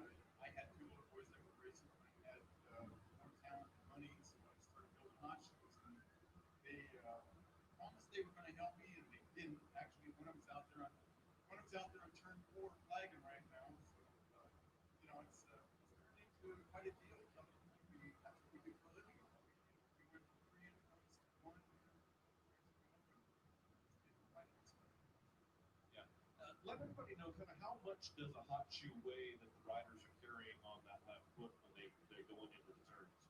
On average, like a size 9 motocross blue hot shoe is going to weigh about 2 kilos, maybe 2 pounds, 2 ounces, which doesn't seem like a lot, but do this when you get home. Grab yourself a Felix Phoenix suit, or just whatever. Grab it in your hand and just hold it straight out and see how long you can do that before it really starts weighing a lot. And these guys out here, like big racing, 25, 5 million, something like that, that's big that they're picking their foot up now. And after they've been racing all day long, down a lot of times on a big track like this, they don't even touch the ground. So they're out there tracking the foot off the ground, just half an inch or so off the ground, just to keep the weight, the body weight on the chassis. And so it doesn't seem that so it's a lot. At the end of the day, it's a lot. It's a lot of weight. Yeah, absolutely. It really is. You can watch different styles. Riders put their foot down different ways sometimes to fit another particular style. Sometimes you'll see them kind of put their foot sideways out. Sometimes they put it a little more straight. I think about Colby Carlisle, who drives for the Estes Yamaha team. You see him bouncing his foot almost a lot of time. It's up and down. It's almost like he's doing leg lifts with the hot shoe on. And it's really interesting to watch the different styles of riding, especially how they utilize their left foot as they go through the turns.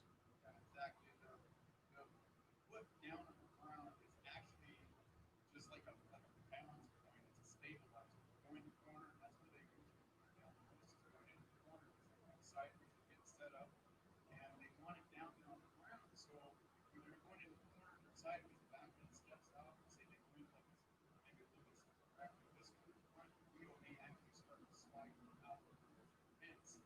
And so they call that tucking.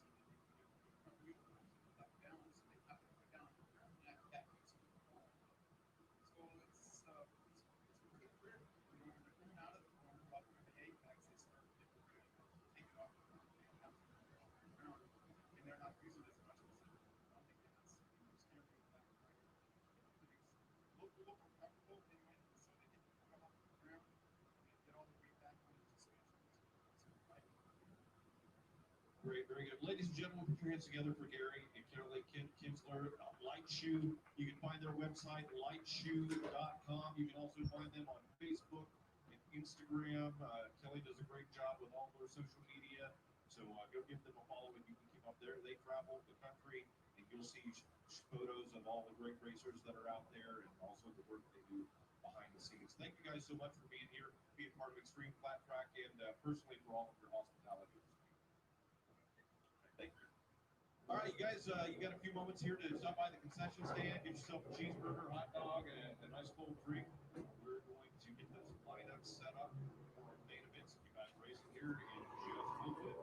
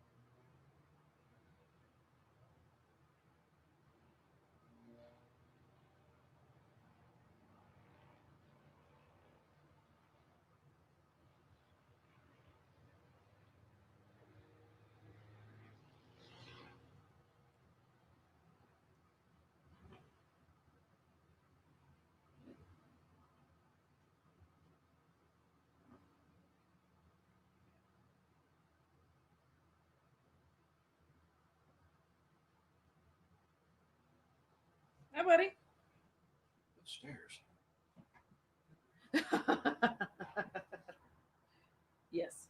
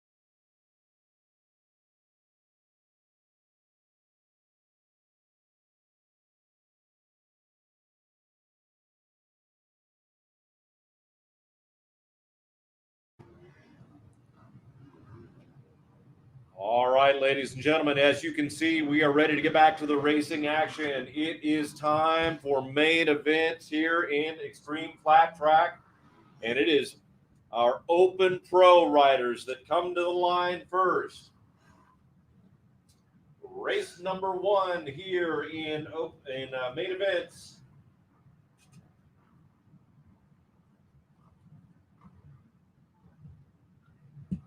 We'll have the number 43 of Cody Kopp, the number 58 of Davey Durrell, Robert Bugs Pearson on the number 27, Taryn T-Money Santero on the 75F, Jesse Janish on the 96, Dawson Schieffer on the 33, Sean Nesshofer on the 98, Joe Brittenham on the 17G. Aaron Kennedy will be atop the number 53. Then Brian Layfeld on the 167. The number 15 will be Justin Anselini. And then Jacob Castillo on the 21. We are off and running.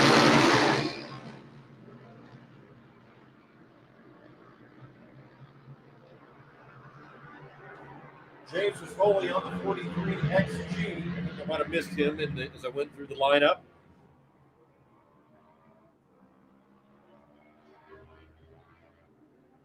The freight train comes out of turn number 4, and it is the 43 of James Foley in the lead, the only twin in the field. Definitely no big surprise with James being in the very front of this pack aboard that Harley Davidson XG 750. Battle for second place, and I think that is, I thought it was Taryn Santero that jumped up into second, but that's Taryn Santero that got around Bugs Pearson to take second. So it's Rispoli, Santero, Pearson, and I believe Jesse Janish is up in the 4th spot.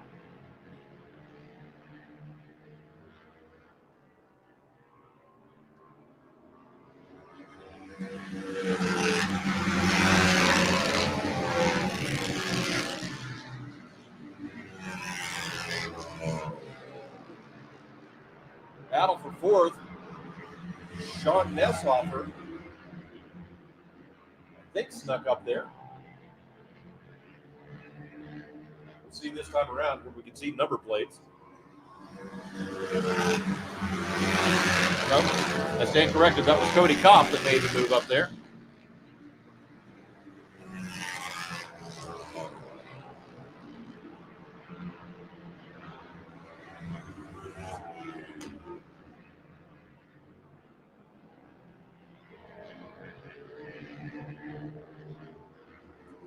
Here's Rispoli. Santero. Dawson Schieffer moves into 3rd. Bugs Pearson. Then Cody Kopp, David Durrell, and Jesse Janish. Just some incredibly exciting racing going on out here. James Rispoli, no big surprise by him being towards the front of the pack with that great big XG 750. One day on the rest of the field. 2, 3, 4, and 5 is kind of anybody's guess out there. They're absolutely dicing it up. It's constant back and forth.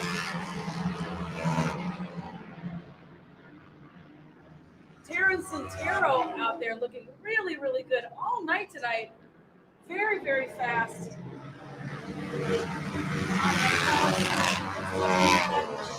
Yeah, but Dawson Schieffer just made a move around him on the outside, coming down the front stretch to take second. And I tell you what, I have been very impressed. Santero showed up for the Super GT, ran pretty well out there, but he has been, like you said, extremely fast tonight. I am just very impressed to see him out here. A name that we're not really that familiar with, but out here taking the measure of Bugs Pearson and Jesse Janish and some of the top riders in the country. And Santero, I believe. Yeah. Yeah, very, very nice night for Taryn out here all night long tonight. Clearly really loving the half mile, loving stretching his legs out here. and open up that green bike a little bit. Looks like he's in third. Yeah, Santero got back into the second spot. Schiefer in third. Bugs Pearson in fourth.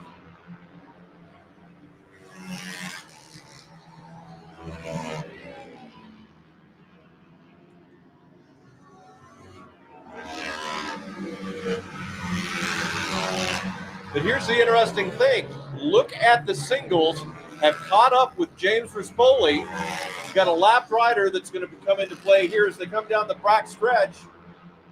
So now they're getting into a little bit of lap traffic, which I can't tell if that slows James down just a little bit or not. If you saw him out of his, the front of his eye and just couldn't slow down, or those other bikes somehow magically got faster. On the white flag lap, look at Terrence Santero close right up onto the back tire of James Rispoli. Coming into turn number 3, Santero trying to make a last-ditch move. Oh my gosh, look at this. Wow. Woo! Absolutely. Very, very bitter. And James Rispoli is your winner. Mad props to Terrence Santero. What a race he got. As he goes by, I think there's a little fist bump going out there, and Santero on the Kawasaki. I thought if he would have had just a little bit more room, he would have been able to maybe not power around, but somehow slide by. Draft around. Yeah, but just great racing action out there in the top few spots. So James Rispoli, Terrence Santero, Bugs Pearson, Dawson Schiefer, your top 4. And again, definitely a lot of strategy going on here with James in the front with that bigger bike, with the twin engine. But then as you saw, those singles were absolutely able to kind of slingshot from him by just using his draft quite a bit. And I agree with you. I think if there would have been a couple more bike lengths, I think Terrence Santero might have had a shot out here, which is really, really very exciting and interesting. Huge thanks to our online viewers. Somebody just hashtag Hogspoli for James Rispoli because he is on a Harley Davidson, and I thought that was quite amusing. So bravo to our online viewers. And that was your main, your Open Pro main, and your winner, James Rispoli.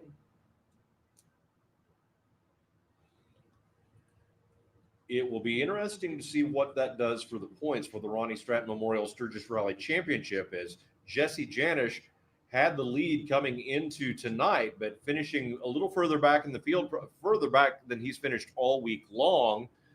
I think he's probably been the most consistent rider, but Bugs Pearson and Dawson Schiefer were up there. Schiefer, I'd have to look and see where he was in the points compared to Janisch, but that's really going to make things tight going into the final night tomorrow here at Black Hill Speedway. Coming up to the grid right now, our next race, race number 2, your main event for 1970s and 1980s classic singles. Leroy Henderson on the number 57 machine. Leroy Henderson, one of our partners for this evening with his synthetic and AMSOIL company, so huge thanks to him. On the number 57 machine, Garrett Brittenham on the number 302, Rick B. Rick Bartholtz, also known as Ridiculous Racing on the number 5, and Mark Erickson on 410. This is your main event, 1970s and 80s classic singles. I believe we're looking for the number 410 of Mark Erickson.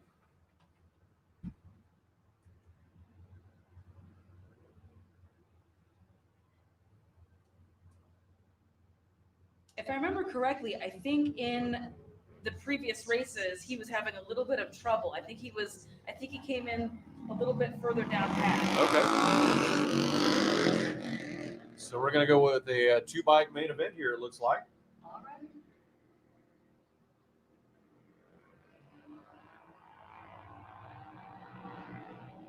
It's a cage match between these two bikes. It's going to come down to last man standing out here. 1970s and 80s classic singles class. Let's see who made it to the grid. The number 5 machine of Rick Bartholtz from Ridiculous Racing is your lead.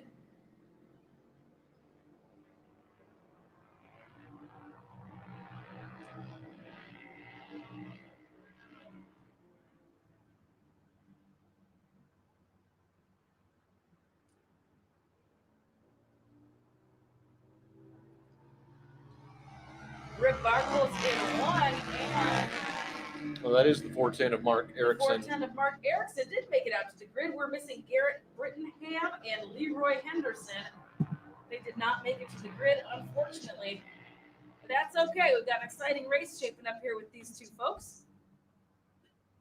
Rick and Mark are going to be out there duking it out for you in the 70s and 80s classic singles class.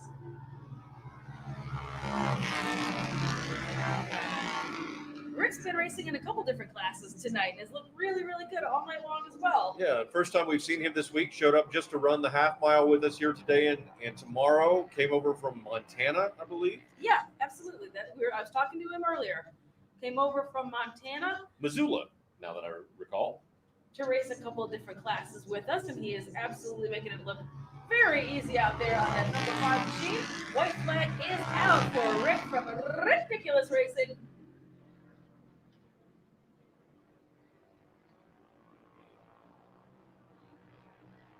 And this is the last lap for this 2-man battle out here. From start to finish, smooth sailing for that number 5 machine. Rick Bartholtz taking the checkered flag, your winner. 70s and 80s classic singles with Mark Erickson on the 410 machine in second place. All right, we'll get ready to move into our third race. It should be the 250 amateur category coming out next. 3 great young riders competing here in the 250 AMs. You are looking at the number 58 of Dylan Durrell, closest to the wall. Then it'll be the number 52 of Cadence Huron, and the number 71 Kawasaki of Michael Mowry. 250 amateur main event. Starter Bob making his way to the circle.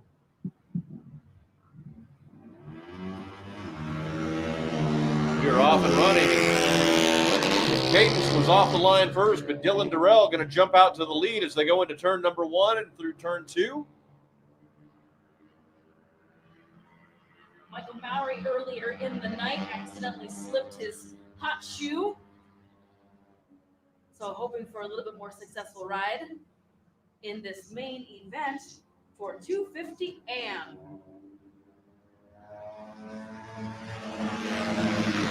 Well, I'd say it's already better. He's snuck up to the lead.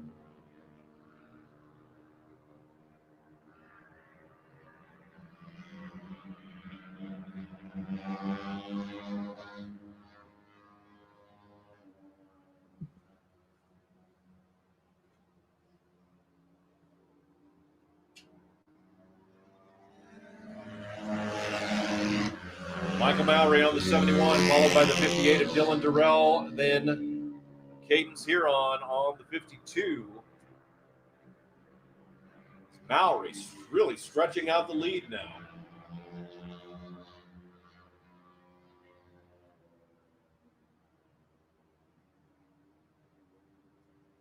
Ooh, a little bit of a wiggle in turn 4.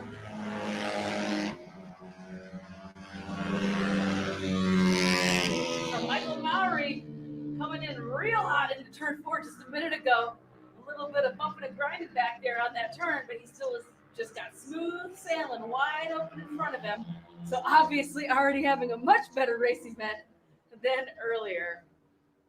Michael, only 14 years old. His dad's out here racing. You'll see him on the 71 in one of our other classes. Another family affair with Dylan Durrell in second place and Cadence Huron on the 52 machine in third.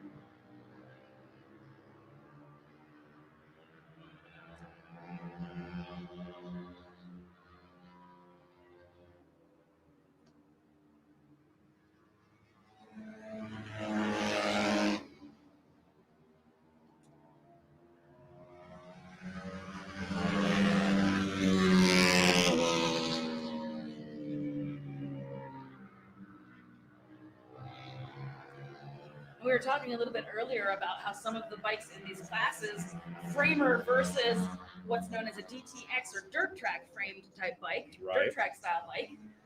And Cadence was on a framer and is on a framer in this class.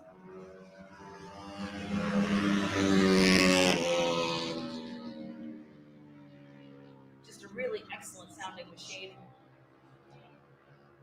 Now, the difference, if you're new to flat track racing, the DTX bikes are pretty much your basic dirt bike, motocross bike that you'd go to any dealership and buy. Usually for flat track racing purposes, they'll lower the suspension, put 19-inch wheels on, and get ready to go racing. The framers, back in the beginnings of flat track and through the 70s, 60s, well, probably more 70s and 80s, you saw more specialty built frames with different motors being put in. But nowadays, you see a lot of those being used with a lot of guys will actually get a frame or build a frame and then put a 450cc motor in them. But then we have, like you'll see in the vintage bikes, Michael Mowry takes the win. Michael Mowry, your winner for this class, and it just got a little tightened up between second and third place. But again, it was going to be Dylan Durrell in second and Cadence Huron in third.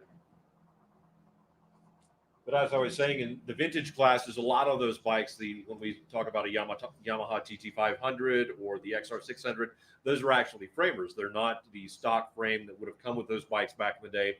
Specialty built frames that back in the 70s and 80s, they would pull the engine out of a Yamaha TT500 or an XR600 and put into a different chassis with the 19-inch wheels. There's a lot more adjustability on the framers, and so they can get them to set up better going through the turns and just make a lot of changes there. All right, next race is heading out right now. Race number 4, the 85cc class. Camlin Durrell, it's a family affair on the number 27. Nicholas Carnes on the 12NK. Rick Regal on the 77. And Sam Brittenham on the number 46. Listen to those 85 screaming down the back stretch. Those bikes get a workout out here. Just ringing it open all the way around the track, all the way open in top gear. Well, Nick Carnes stalled the bike just a little bit off the starting line, got it fired up, and has now moved his way into second on the 12NK.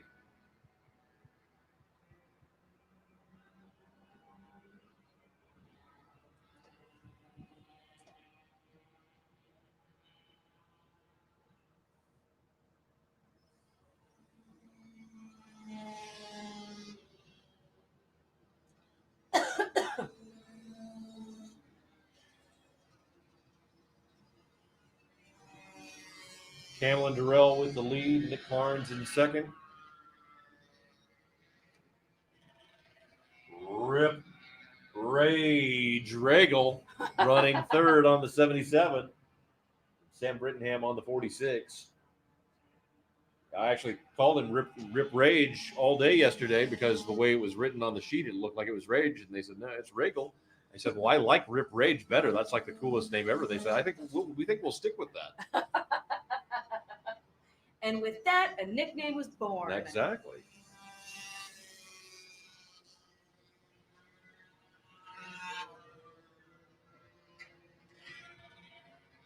But speaking of ripping, these kids are just ripping it wide open all the way around this track, held wide open. Camlin Durrell, the 27, takes the checkered flag here in the 85cc category. There's Nick Carnes.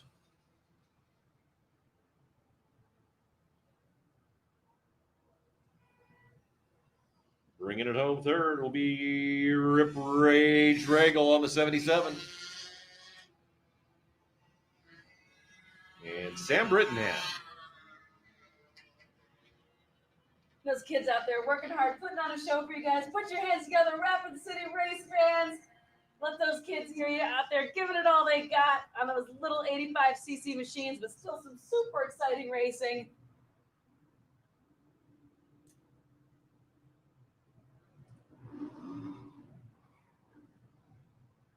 And race number 5 is going to be our 40 and over, our slightly seasoned class, our slightly senior class, 40 and over class. I like that. Bill Smith, your wild card pick on the number 13 machine, the wild man, Bill Smith. Kamsey Durrell, another family affair. Kamsey Durrell on the 58. Scott Mowry, more family affair on the 71. Pedro Brown on the 21 machine. 13 to Bill Smith. Getting that whole shot out front, nice and tidy. Keep your eyes on the 58 of Kamsey Durrell. She is going to do everything she can to try to run him down. A little distance to make up right now, but Kamsey is always fast.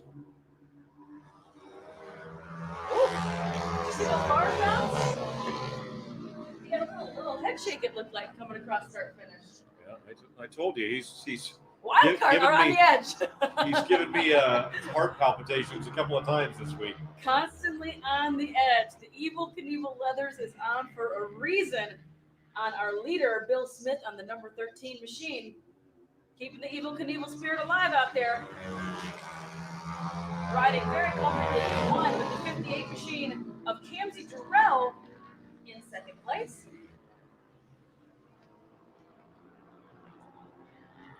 Tell you what, Billy Smith is not afraid to twist the throttle on his motorcycle. I mean, when you're slightly seasoned like that, it makes you confident. It makes you comfortable twisting that throttle.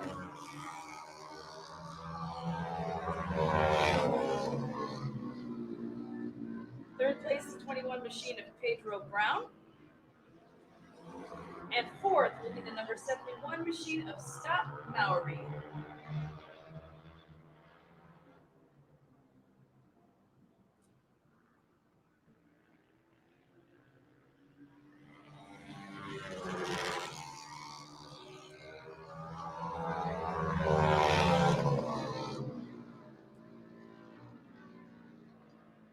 Little potential bit of dicing up happening between second and third place with Kamsey Durrell and Pedro Brown back there. Now, Pedro running multiple classes. You'll see him again in the hooligan class, but out here right now in the 40 plus on a 450cc motorcycle.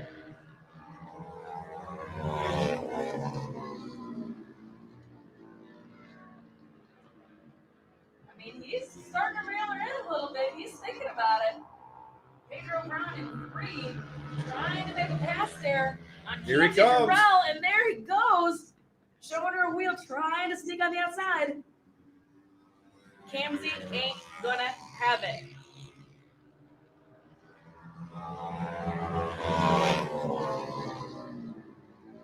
Pedro around the outside Oh, makes it's a the pass. move. It's not over yet. Kamsey back on the throttle coming out of turn number 2, but Pedro going to try to slide in line right in front of her as they head into turn 3. Here comes Kamsey back at him. Oh, what a strategic move. It's last lap, so she's really, really got to get on it if she's going to get that lead back.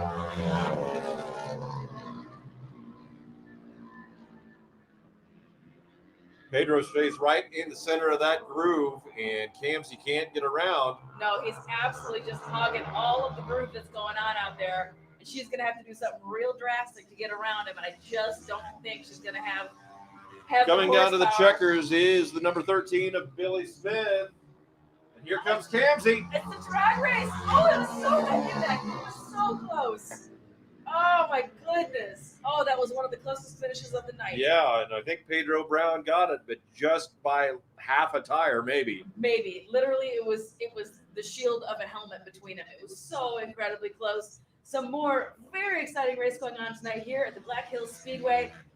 The Ronnie Stratton Memorial 80th Anniversary Sturgis Race Series presented by Xtreem Flat Track Racing. Another awesome race going on. Put your hands together, race fans. Your winner, the wild card out there, Bill Smith, with Pedro Brown with that excellent move of the night so far. getting up into second, and Camzy Durrell hot on his heels in third. Well, if the last class was slightly seasoned, these are spicy. This is well done. Yeah. We've got the 60 and 70 plus riders out there. We'll have the number 75 of Charles Bud Pawson lining up closest to the wall. Then it's the 59Y of Rick Reed and the 67W of Mark Erickson. Reed and Erickson, bar to bar, off the starting line and into turn one, but Rick Reed on that 59Y out into the lead. Is Leroy Henderson not on the grid?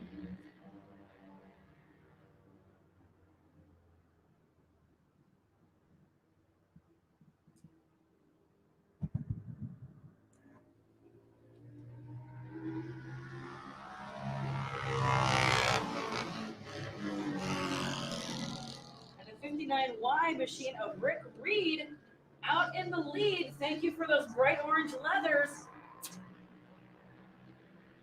You, Rick, have just received the Jackie Van Ham seal of approval. Mark Erickson trying to close up that gap just a little bit.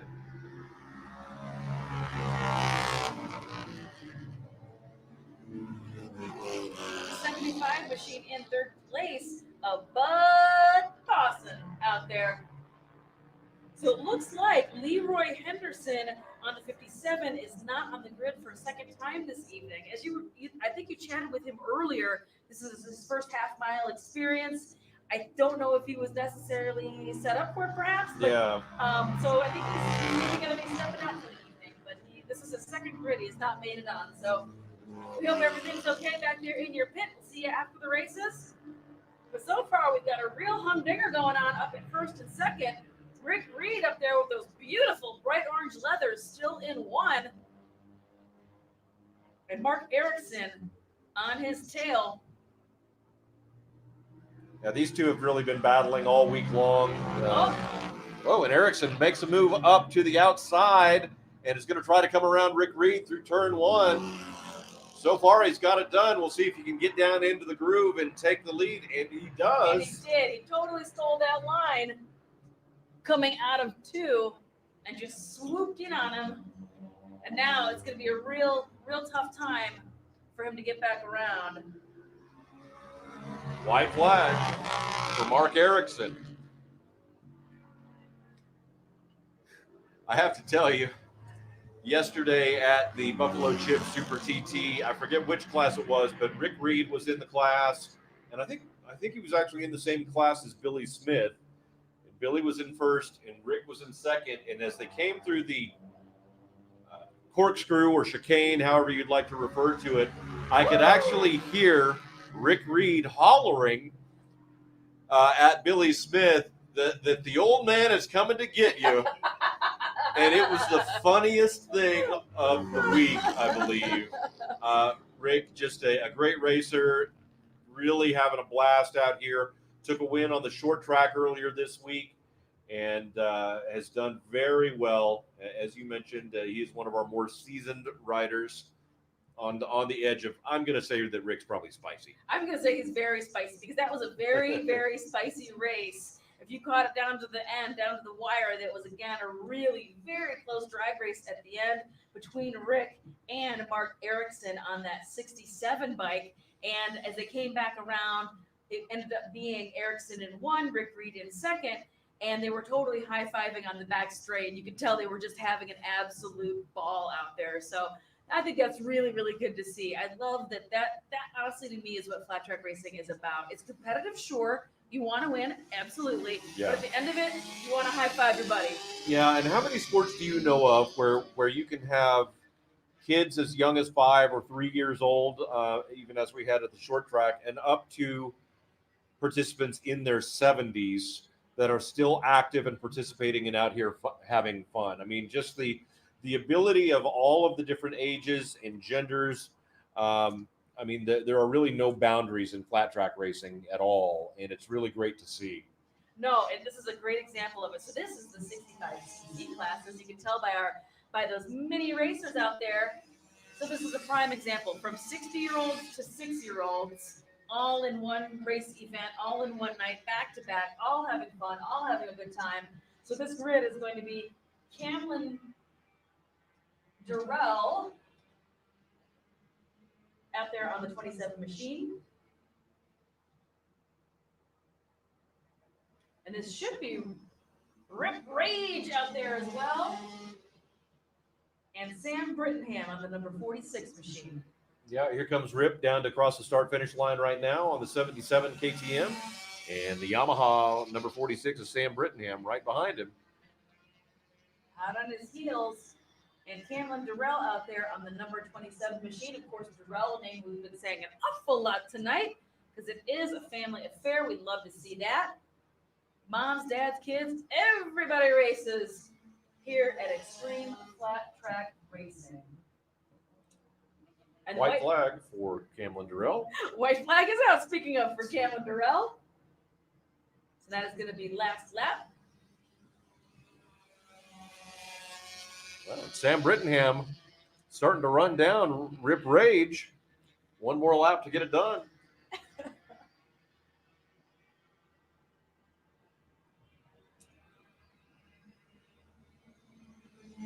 And there's Camlin Durrell, the number 27, taking the checkered flag one more time. See what happens here for the second position.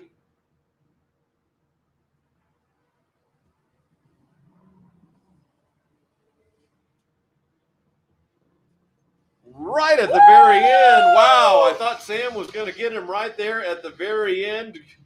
What a great race. That was awesome. Rip Regal and will be second, and Sam Brittingham third. But a great charge there from Sam Brittingham. He was absolutely committed all the way through to the end of it. I saw Rip roll off, and I don't know if Rip thought the checkers was already done, or I don't know quite what happened, but it kind of looked like he was slowing down a little bit. So yeah. I applaud that commitment of Sam Brittingham. Sam Brittingham holding tight all the way through in that 65cc mini race class. Awesome to see these little kids out here banging bars and giving it all they got.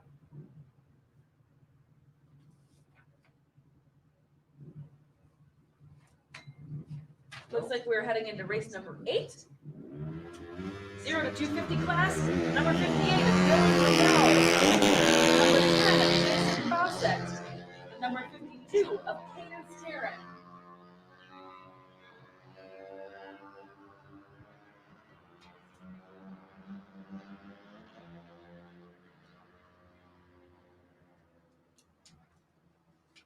I think I got short sheeted. You're missing 8.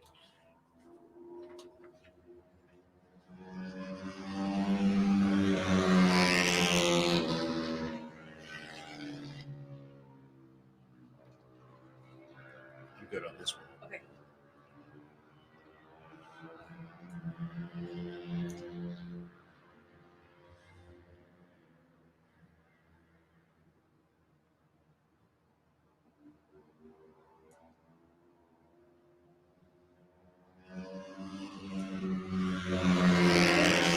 Your leader, 58 machine of Dylan Durrell, followed by the number 52 of Cadence Heron, and Jason Fawcett on the number 10 bike is in third. Quite a battle here between Dylan and Cadence Heron once again. Cadence been with us all week long racing. The Durrell family showed up, I think on Monday night.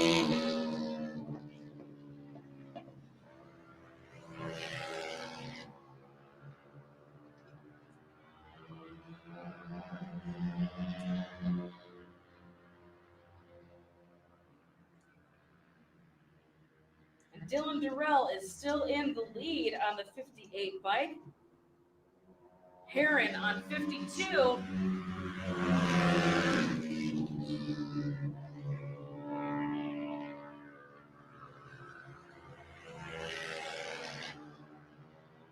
And a little bit back there in third is the number 10 bike of Jason Fawcett.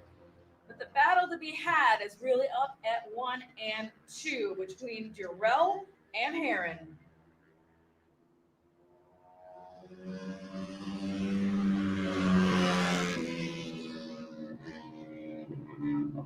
Cadence looks like she's trying a different line there. Came a little wider down the front stretch and tried to stay a little higher going into turn one that time.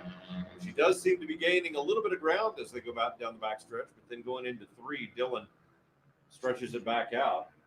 I was just going to say, it looks like she was definitely choosing a little bit different strategy, staying a little bit higher on the track, getting on just a little bit, cutting her own path down there, and then I think she's going to try to turn in and come in underneath.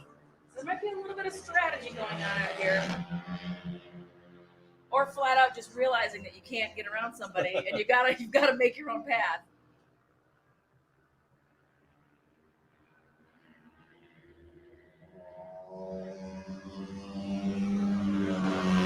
The white flag is out, so this is going to be our last lap for Durrell and Heron.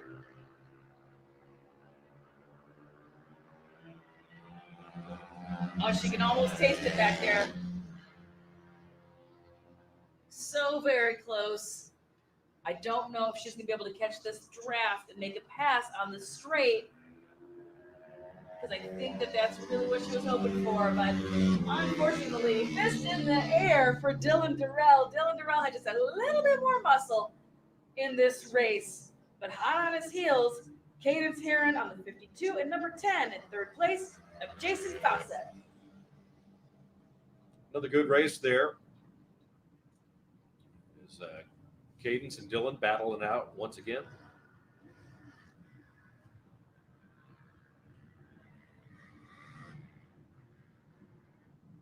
So this is like, It's like our pro singles main event rolling out now. This is definitely the pro singles main event with this big grid coming your way. This is going to be a very rowdy, very rock and roll race. I can already tell. Number 43 of Cody Kopp out there. The number 75 of T-Money, Terrence Santero. 58 of Davey Durrell. The 21M of Jacob Casio. The number 33 of Dawson Schieffer. The number 81 of Aaron Kennedy. Joe Brittenham on the 17G. Justin Anselmi on 15. Cody Kopp on 43. Sean Messhofer on 98. And Jesse Janish on 96.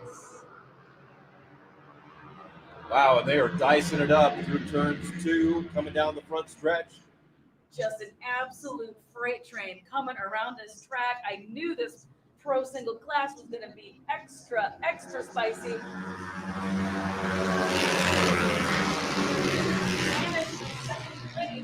Yeah, that's Cody Kopp out in the lead. And is that Sean Nesshofer in second or Davey Durrell? Can't tell. Terrence Santero running third on the Cali. At least you can spot the green bike in the field.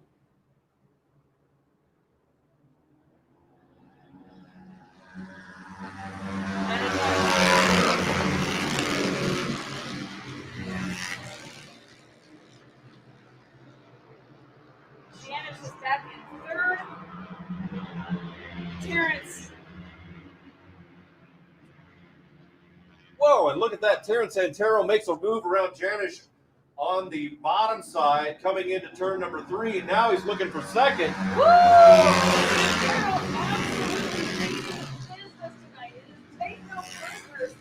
For the 75 green mean machine out there.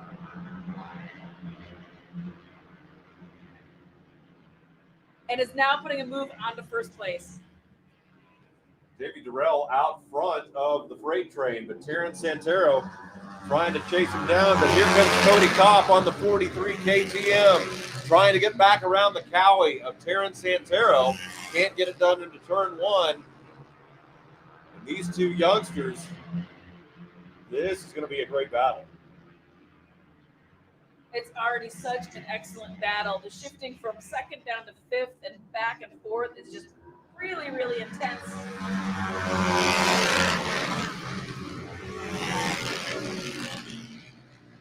Durrell in one.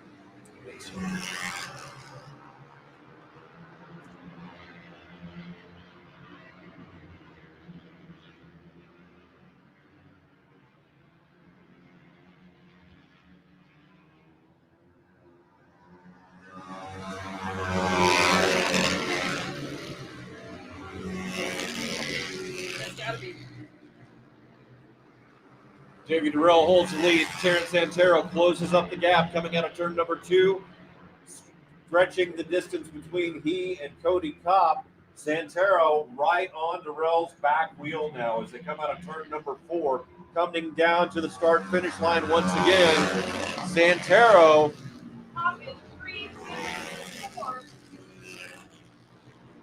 Here comes Terrence Santero. Taryn is just a dog with a bone, and he's not going to let it go, and he's making the pass in turn 3. I don't know if he's going to be able to make it stick. He'll lead this time around. Terrence Santero with the lead. David Durrell second. Cody Kopp third. Then it's Jesse Janish and Dawson Schiefer.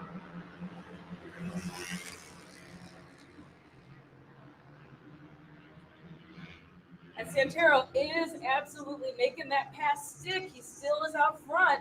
It's only by a bike length, but yeah, every experience matters out there right now. This race is so close and so intense. And for Jesse Janish and Dawson Schiefer, who were battling in the lead for our first 3 races of the week and really all week long, they've got to be wondering, where did this Terrence Santero kid come from? Where have they been hiding him?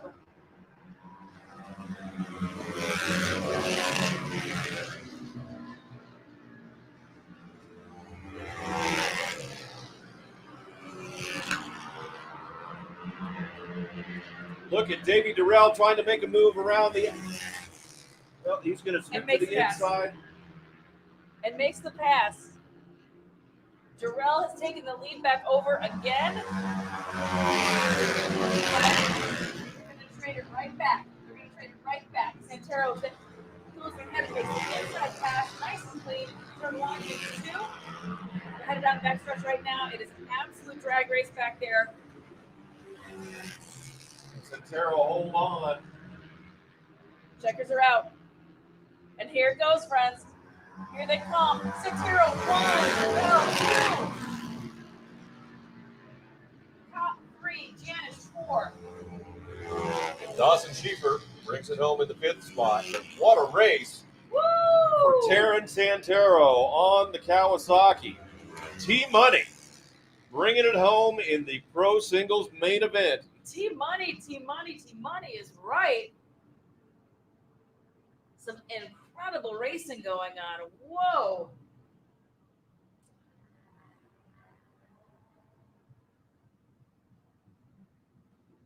Great battle there between Santero and Durrell for the first spot, and then Schiefer and Janish and Kopp back there. For those of you watching at home, I'm absolutely standing up in the booth, smashed up against the glass, just glued to this race tonight. Just absolutely top-notch racing going on out here. Spectacular track in really great condition, beautiful weather out here. Just an incredible night. It really is, and we appreciate everybody that's out here with us at Black Hills Speedway, and those of you that are watching at home on Facebook and YouTube. Of course, we'll be back tomorrow night to finish out this week of the Ronnie Stratton Memorial Sturgis Rally Championship Series and to crown our champions in this week-long series. We should start practice around 6 o'clock tomorrow night. Heat races at 7. We hope you'll invite your friends to join you tomorrow night. Tell your friends, tell your neighbors, tell the people you pass by on the street. If you're over in Sturgis, if you walk by somebody and say, hey, did you know there's flat track racing going on at Black Hills Speedway? You should go tomorrow night or tonight. Absolutely. And you're right. I know it's been a really dicey season, really, really tough for events and racing with things getting canceled in last minute. And it's really tough. So we appreciate each and every one of you tuning in, sharing these videos, spreading the word on your social media, letting people know that awesome racing is happening in Rapid City. Tomorrow night is the grand finale. So please come on out, support this very, very special place here in South Dakota. Incredible racing, the home of American racing, dirt track, flat track racing. Yeah. So this is going to be the 30 and 50 class. The number 21 machine of Trent Hansen Number 58 of Camsey Durrell, Jim Otley on the 58Y, Alan Frampton on the 85. Don't call him Peter. Garrett Brendan on the 302, and Mark Erickson is back on the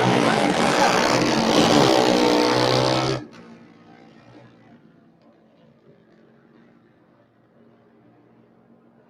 And Trent Hansen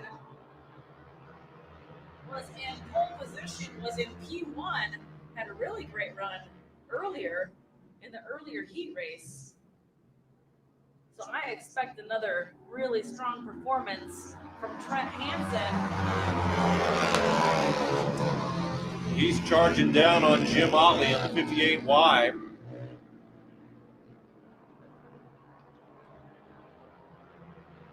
It's Otley with the lead. Hansen on the 21 running second. And there's a pair of 58s in this class just to keep everybody on their toes. So Jim Otley is on a 58Y, which you cannot see right now. Well, and just so you could keep them separated, Jim Otley is wearing a flowered jersey. Camsey Durrell is not. Correct. Jim always has great race kit on. He's always easy to spot. He's a total character. He brings great bikes. He's a hell of a racer and just a very, very fun guy. And clearly is very fast. He is our leader currently.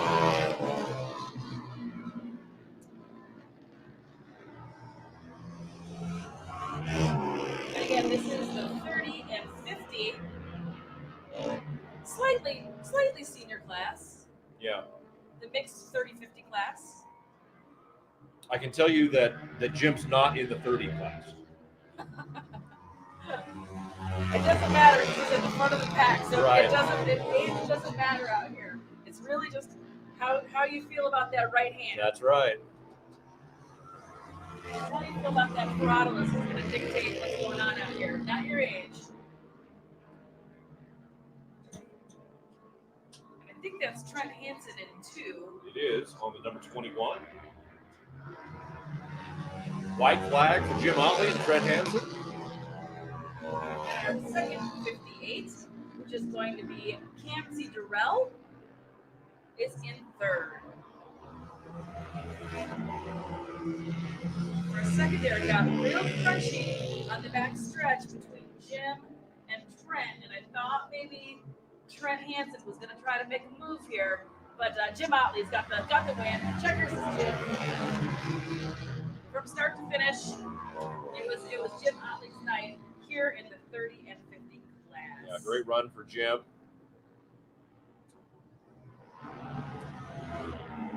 He's had a really good week. We really appreciate him coming out and running with Xtreem Flat Track. First time Jim has run with our series, coming up out of California to be here with us for this week.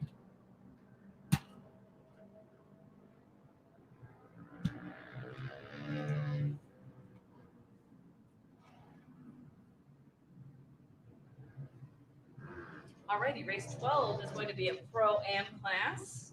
And this is the doubleheader. Trent Hansen is turning right back around and heading back out to the grid on the 21 bike. Connor Strand on the 111. Corbin Erickson on the 18 machine. Rob Harkins on the 117. Donnie. That's Dane Barbie on the number 81. Thank you. Dane Barbie on the 81. Michael Mowry on the 71. The wild card, Billy Smith on the 13 machine. And Michaela Nichols on the number 2. And I tell you what, ladies and gentlemen, if you're watching at home or watching here live at Black Hill Speedway, keep your eyes on the 81 and the 18. Corbin Erickson on the 18, Dane Barbie on the 81. They battled it out over on the short track, swapping wins on different nights, and they're doing it again here tonight.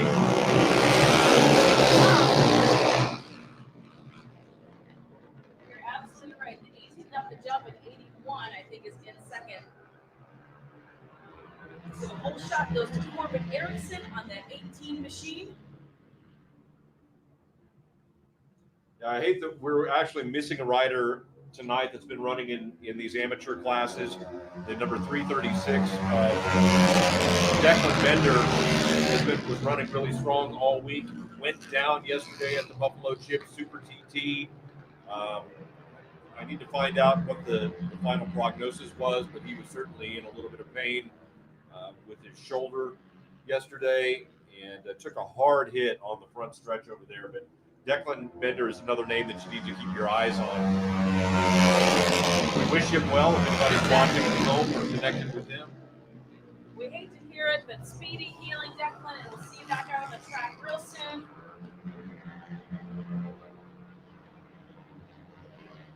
For some more exciting racing with us here at Xtreem Flat Track Racing. And speaking of Xtreem Flat Track Racing, 18 and 81. Banging bars out there, as promised, as mentioned at the very beginning of the race. It is all going to be coming down to Corbin Erickson on the 18 machine and the 81 of Dane Barbie.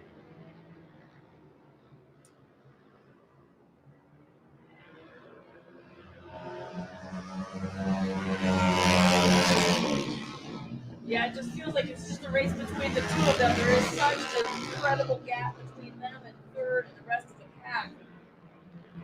Really enjoying watching Corbin Erickson ride.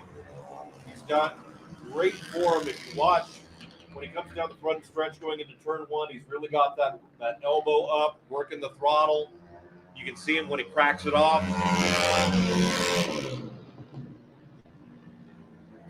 Yeah, both 18 and 81. Incredibly smooth racers, really nice form out here. You can see why they end up going neck and banging bars. They both are really high caliber racers.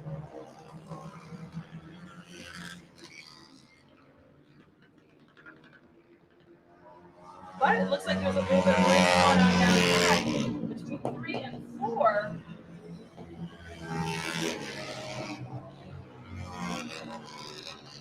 It looked like they were going to try to keep it a little interesting down there.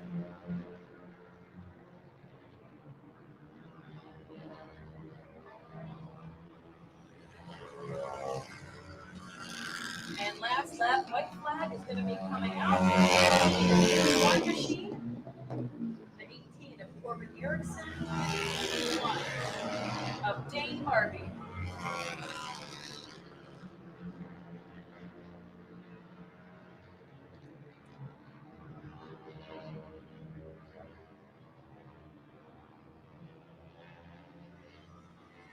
Kayla Nichols on the number 2 crosses the start-finish line, followed by the 117 Rob Harkin.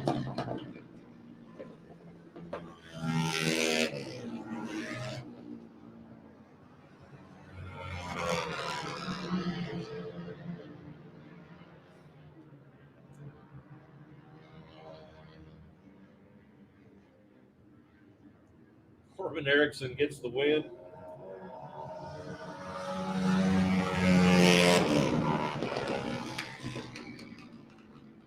They end up getting stuck in a little bit of lap traffic back there.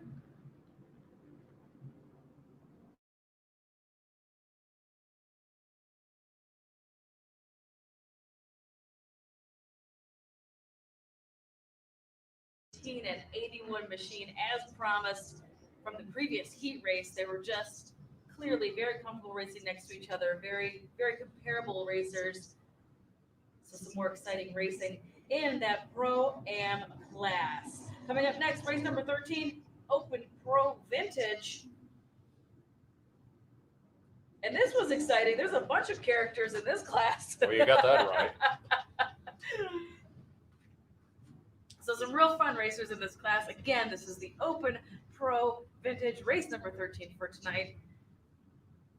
First machine is the number 5, who we've seen out here a couple of times tonight. Very fast, very capable of Rick Bargholtz, also known as Ridiculous Racing. The number 85K of Keystone Cop, and yep, that's his real name, Keystone Cop on the 85K bike. 57 of Clint Erickson. 85Y of Jim Otley. Rick Reed at 59Y. Bud Posson on 75. And the wild card, Billy Smith on number 13. This is your grid for your main event for Open Pro Vintage.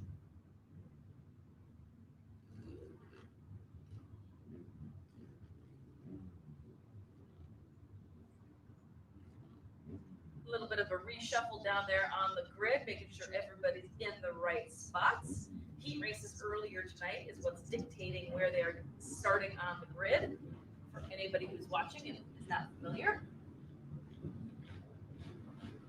So pole, or P1, was Rick Reed on the 59 wide.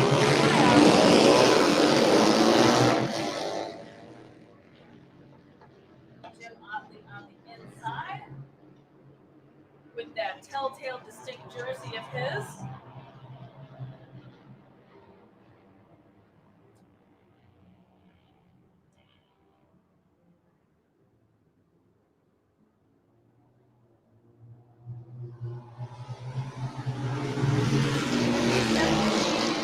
Followed by Jim Otley right behind. 57 is Clint Erickson. 58 wide in second place. And that's Rick Reed with those bright orange leathers. Thank you, Rick Reed, in third.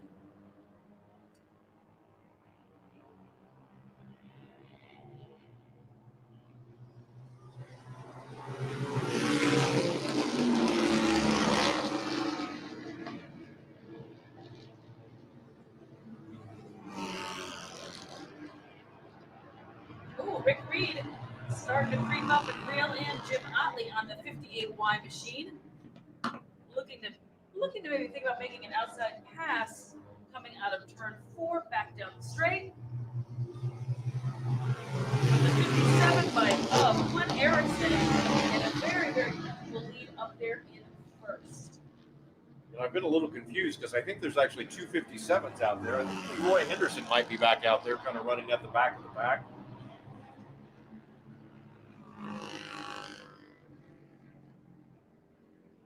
He didn't show up on our list, but I believe that is Leroy.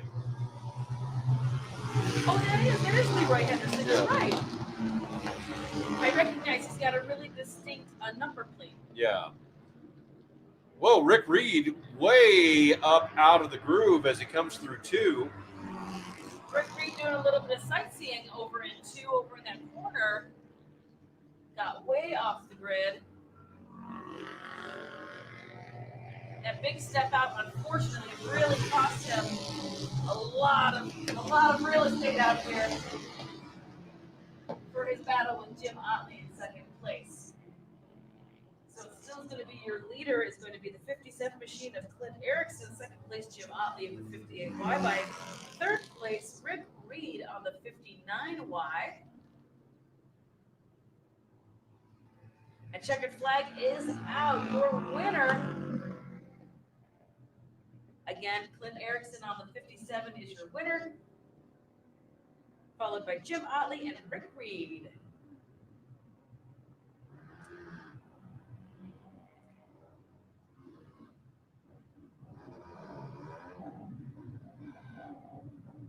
Heading into race number 14, Open AM and 450 AM class. Some more familiar faces out here in this class.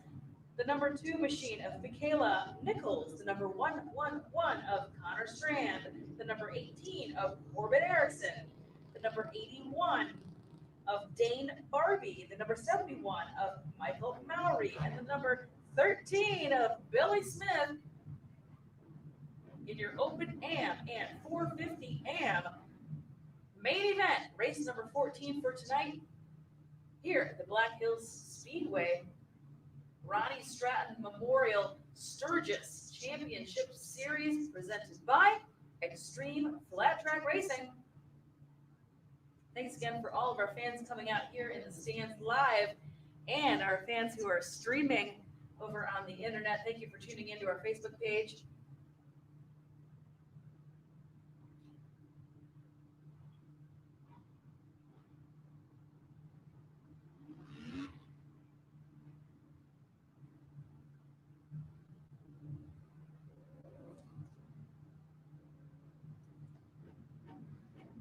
Dane Barbie on the number 81, currently leading the Open Amateur points for this week.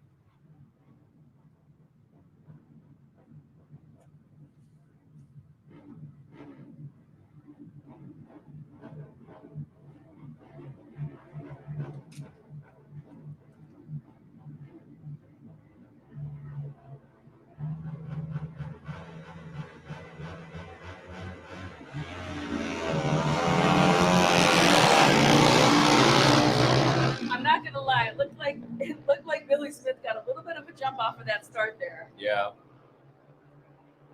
I mean, when you're Evel Knievel, it's just anything goes, I guess. But the number 13 machine of Billy Smith looked like he got that whole shot a little bit. But they're not going to let him go without a fight because the rest of the crew, oh, they are going to regrid. Yep, it was a jump start. They are going to regrid.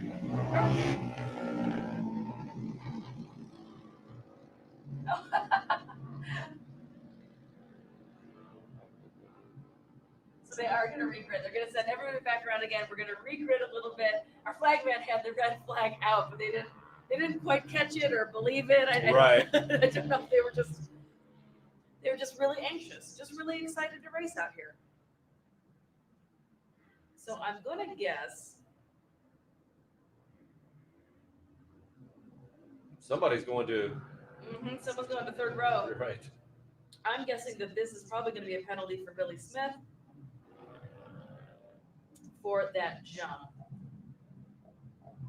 So for some of our newer fans that are watching or tuning in, if there is a jump start or if there's just something that goes kind of wonky at the very beginning, to go ahead, send everybody around again and regrid everybody. And then as a penalty, you are going to get pushed to the back row, which we had 2 rows here in this race. So in the third grid, that is where Mr. Billy Smith is going to live. And away they go. Well, it looks like the 18 of Corbin Erickson and the 81 of Dane Barbie back at it again. Back at it. Corbin Erickson super pleased with that penalty and that restart. I think he can give him a much better shot.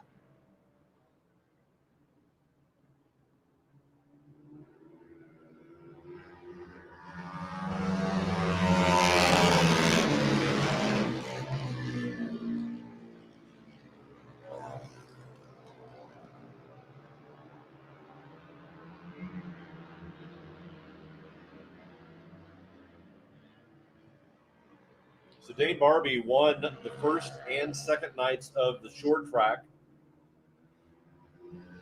with Corbin Erickson right behind him. And Declan Bender was in that mix too on the 336, which is not racing tonight. Erickson didn't make it to the Buffalo Chip Super TT, but Dane Barbie was able to take a win and a runner-up finish there. So he is currently leading the Open Amateur points, which means that he's leading the points to get that prize pack of a new set of leathers, a new helmet from LS2, of course the leathers from Moto Gear Leathers, a new hot shoe from Light Shoe, with $500 gift card. And so he's trying to hold on until tomorrow night and see what he can do. But if Corbin Erickson can win here tonight and then win tomorrow night, that might make things really interesting. I was just going to say, a lot of pressure on Corbin Erickson, who's currently in first position here. But it's just been the Erickson and Barbie show, and they've just been battling back and forth all night long here. And this is going to be no exception. So the pressure is definitely on Erickson if he wants to take home that awesome prize pack for this wonderful class.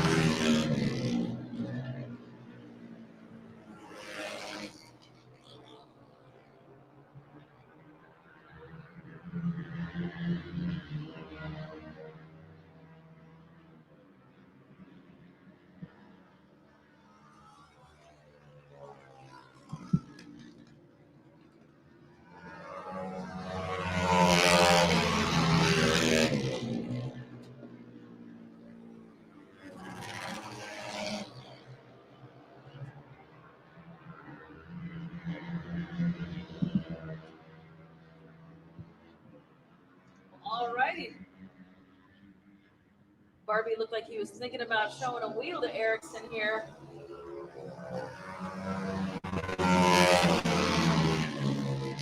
They're about ready to run into a little bit of lap traffic in turn 1 and 2. Barbie is thinking about making the pass. And lap traffic is going to make this real interesting, and they're going to split it.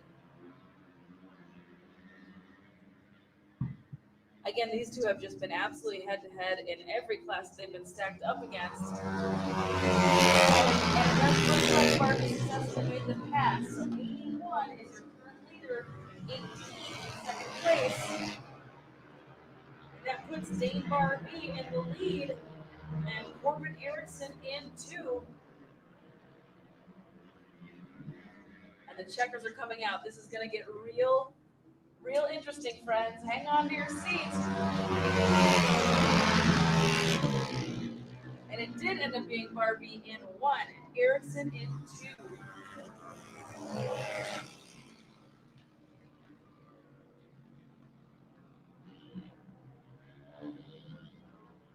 Is he showing a wheel back there on the backstretch? And getting a report in through our Facebook that Dane Corbin and Connor Strand are all very used to racing each other. They race against each other at the Sioux Valley Cycle Club, and they are all good friends and competitors. And you see, they race really close, and they're really comfortable with each other. Hey, before we go into our final race of the evening, do want to let everybody know, if you're up here in the grandstands, after this hooligan main event, you are invited to come down into the pit area. You can come meet all your favorite riders, get autographs, check out the bikes, but please be encouraged and come on down. Join us in the pit area. We'll also be doing trophy presentations down there. And you are welcome to join us in the pits following this hooligan main event, our last race of the night, Jackie. And this is it. This is our final main event. This is your hooligan main. This one is going to be very exciting. Number 31 of Jacob Crawford, the 58Y of Jim Otley, 88 of Jason Nuss, the 503 of Tyler Sargent, number 71 of Josh Young, 27 of 51 of Terry Dustall, the TV dinner himself, number 21 machine of Pedro Brown, Shannon Vincent on the number 49.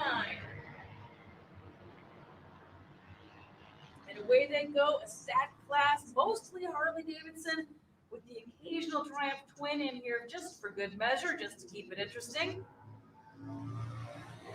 It is TV dinner and Josh Young at the front of the pack. Terry Dustall has been racing a very long time. I don't want to imply that he's old. He's seasoned. However, he's very seasoned. He's been racing a very, very long time, and it's just a total character, and is a great racer, great competitor. Very, very fast. He's had a great week out here. Tonight is no exception. Taking a nice strong lead all the way. Josh Young, also no slouch out here, very fast. Running back there to the third place position is the Triumph of Jim Otley, who you've seen multiple times out here tonight. He brought a full collection of motorcycles to be able to race multiple classes. He does. He brings a full truck with him wherever he goes. So I know that you've got a couple of Texas regulars, as it were, racing out here tonight, which is very exciting. But I just want to take a second because I think it's a neat mishmash between some Midwestern racers that I'm more familiar with, right, like TV Dinner, like Josh Young, who, by the way, are your current 1 and 2, and then some of your Texas guys that are in here as well. So I think it's interesting to have all these different regions mixing it up out here.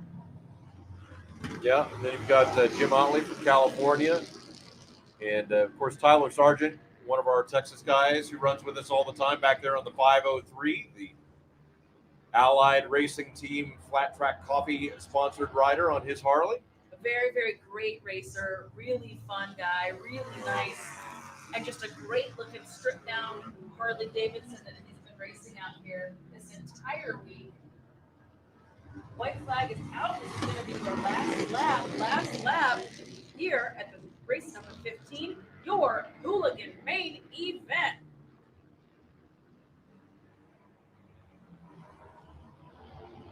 Checkers are out. Checkers are out for TV dinner. Your winner. Chalk another one up. Another great run for the Harley. And a really close race there at the end between Josh Young in second and Jim Otley in third. Some absolutely fantastic racing going on out here. A beautiful night, an excellent track. We've got one more night to go out here. I'd like to point out smooth sailing, no ambulances moving. That is a huge, huge, very, very big high five. Thank you so much to all of our spectators for coming on out. Thank you to everybody for tuning in online. Yeah, it's been an absolutely great evening, great week. Can't wait for our final round tomorrow night. Once again, ladies and gentlemen, if you're here in the grandstands and you want to come make your way down to the pit area and say hi to the riders, get autographs, find out more about what they have going on, you are more than invited to join us down there. We'll be back tomorrow night with the final round of the Ronnie Stratton Memorial Sturgis Rally Championship Series here of night 2 of the Rapid City Half Mile at Black Hills Speedway. We will start practice around 5 o'clock, maybe 6. But heat races will start at 7. We hope that, 7-ish. We hope that you will join us, invite your friends, and bring everybody you know. Come on out and enjoy the last night of flat track racing as we close out the 80th annual Sturgis Motorcycle Rally, Jackie. Absolutely. And they're calling for more spectacular weather. So bring your friends, bring your family, come on out. We'd love to have you out here live and in person supporting this purely American racing art form out here, which is flat track and dirt track racing.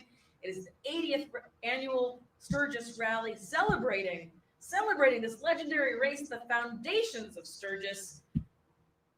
Thank you so much for coming on out. We will see all of you tomorrow night, or do tune into our Facebook or YouTube pages. Of course, this race would not be possible without our awesome partners and sponsors, including Shinko Tires. Thank you so much for stepping up to the plate and hooking up some of our racers with these excellent tires, courtesy of Shinko. Thank you to LS2 Helmets, to Moto Gear Custom Leathers, Leroy Henderson Racing tonight, and also one of our partners at TNL Synthetics and AMSOIL. For all of your lubrication needs.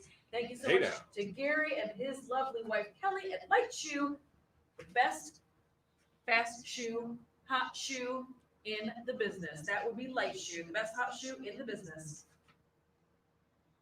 Thank you so much for coming on out, everybody, supporting this racing and tuning in over on the interwebs. This has been Jackie Van Ham, your girl in the know for flat track racing.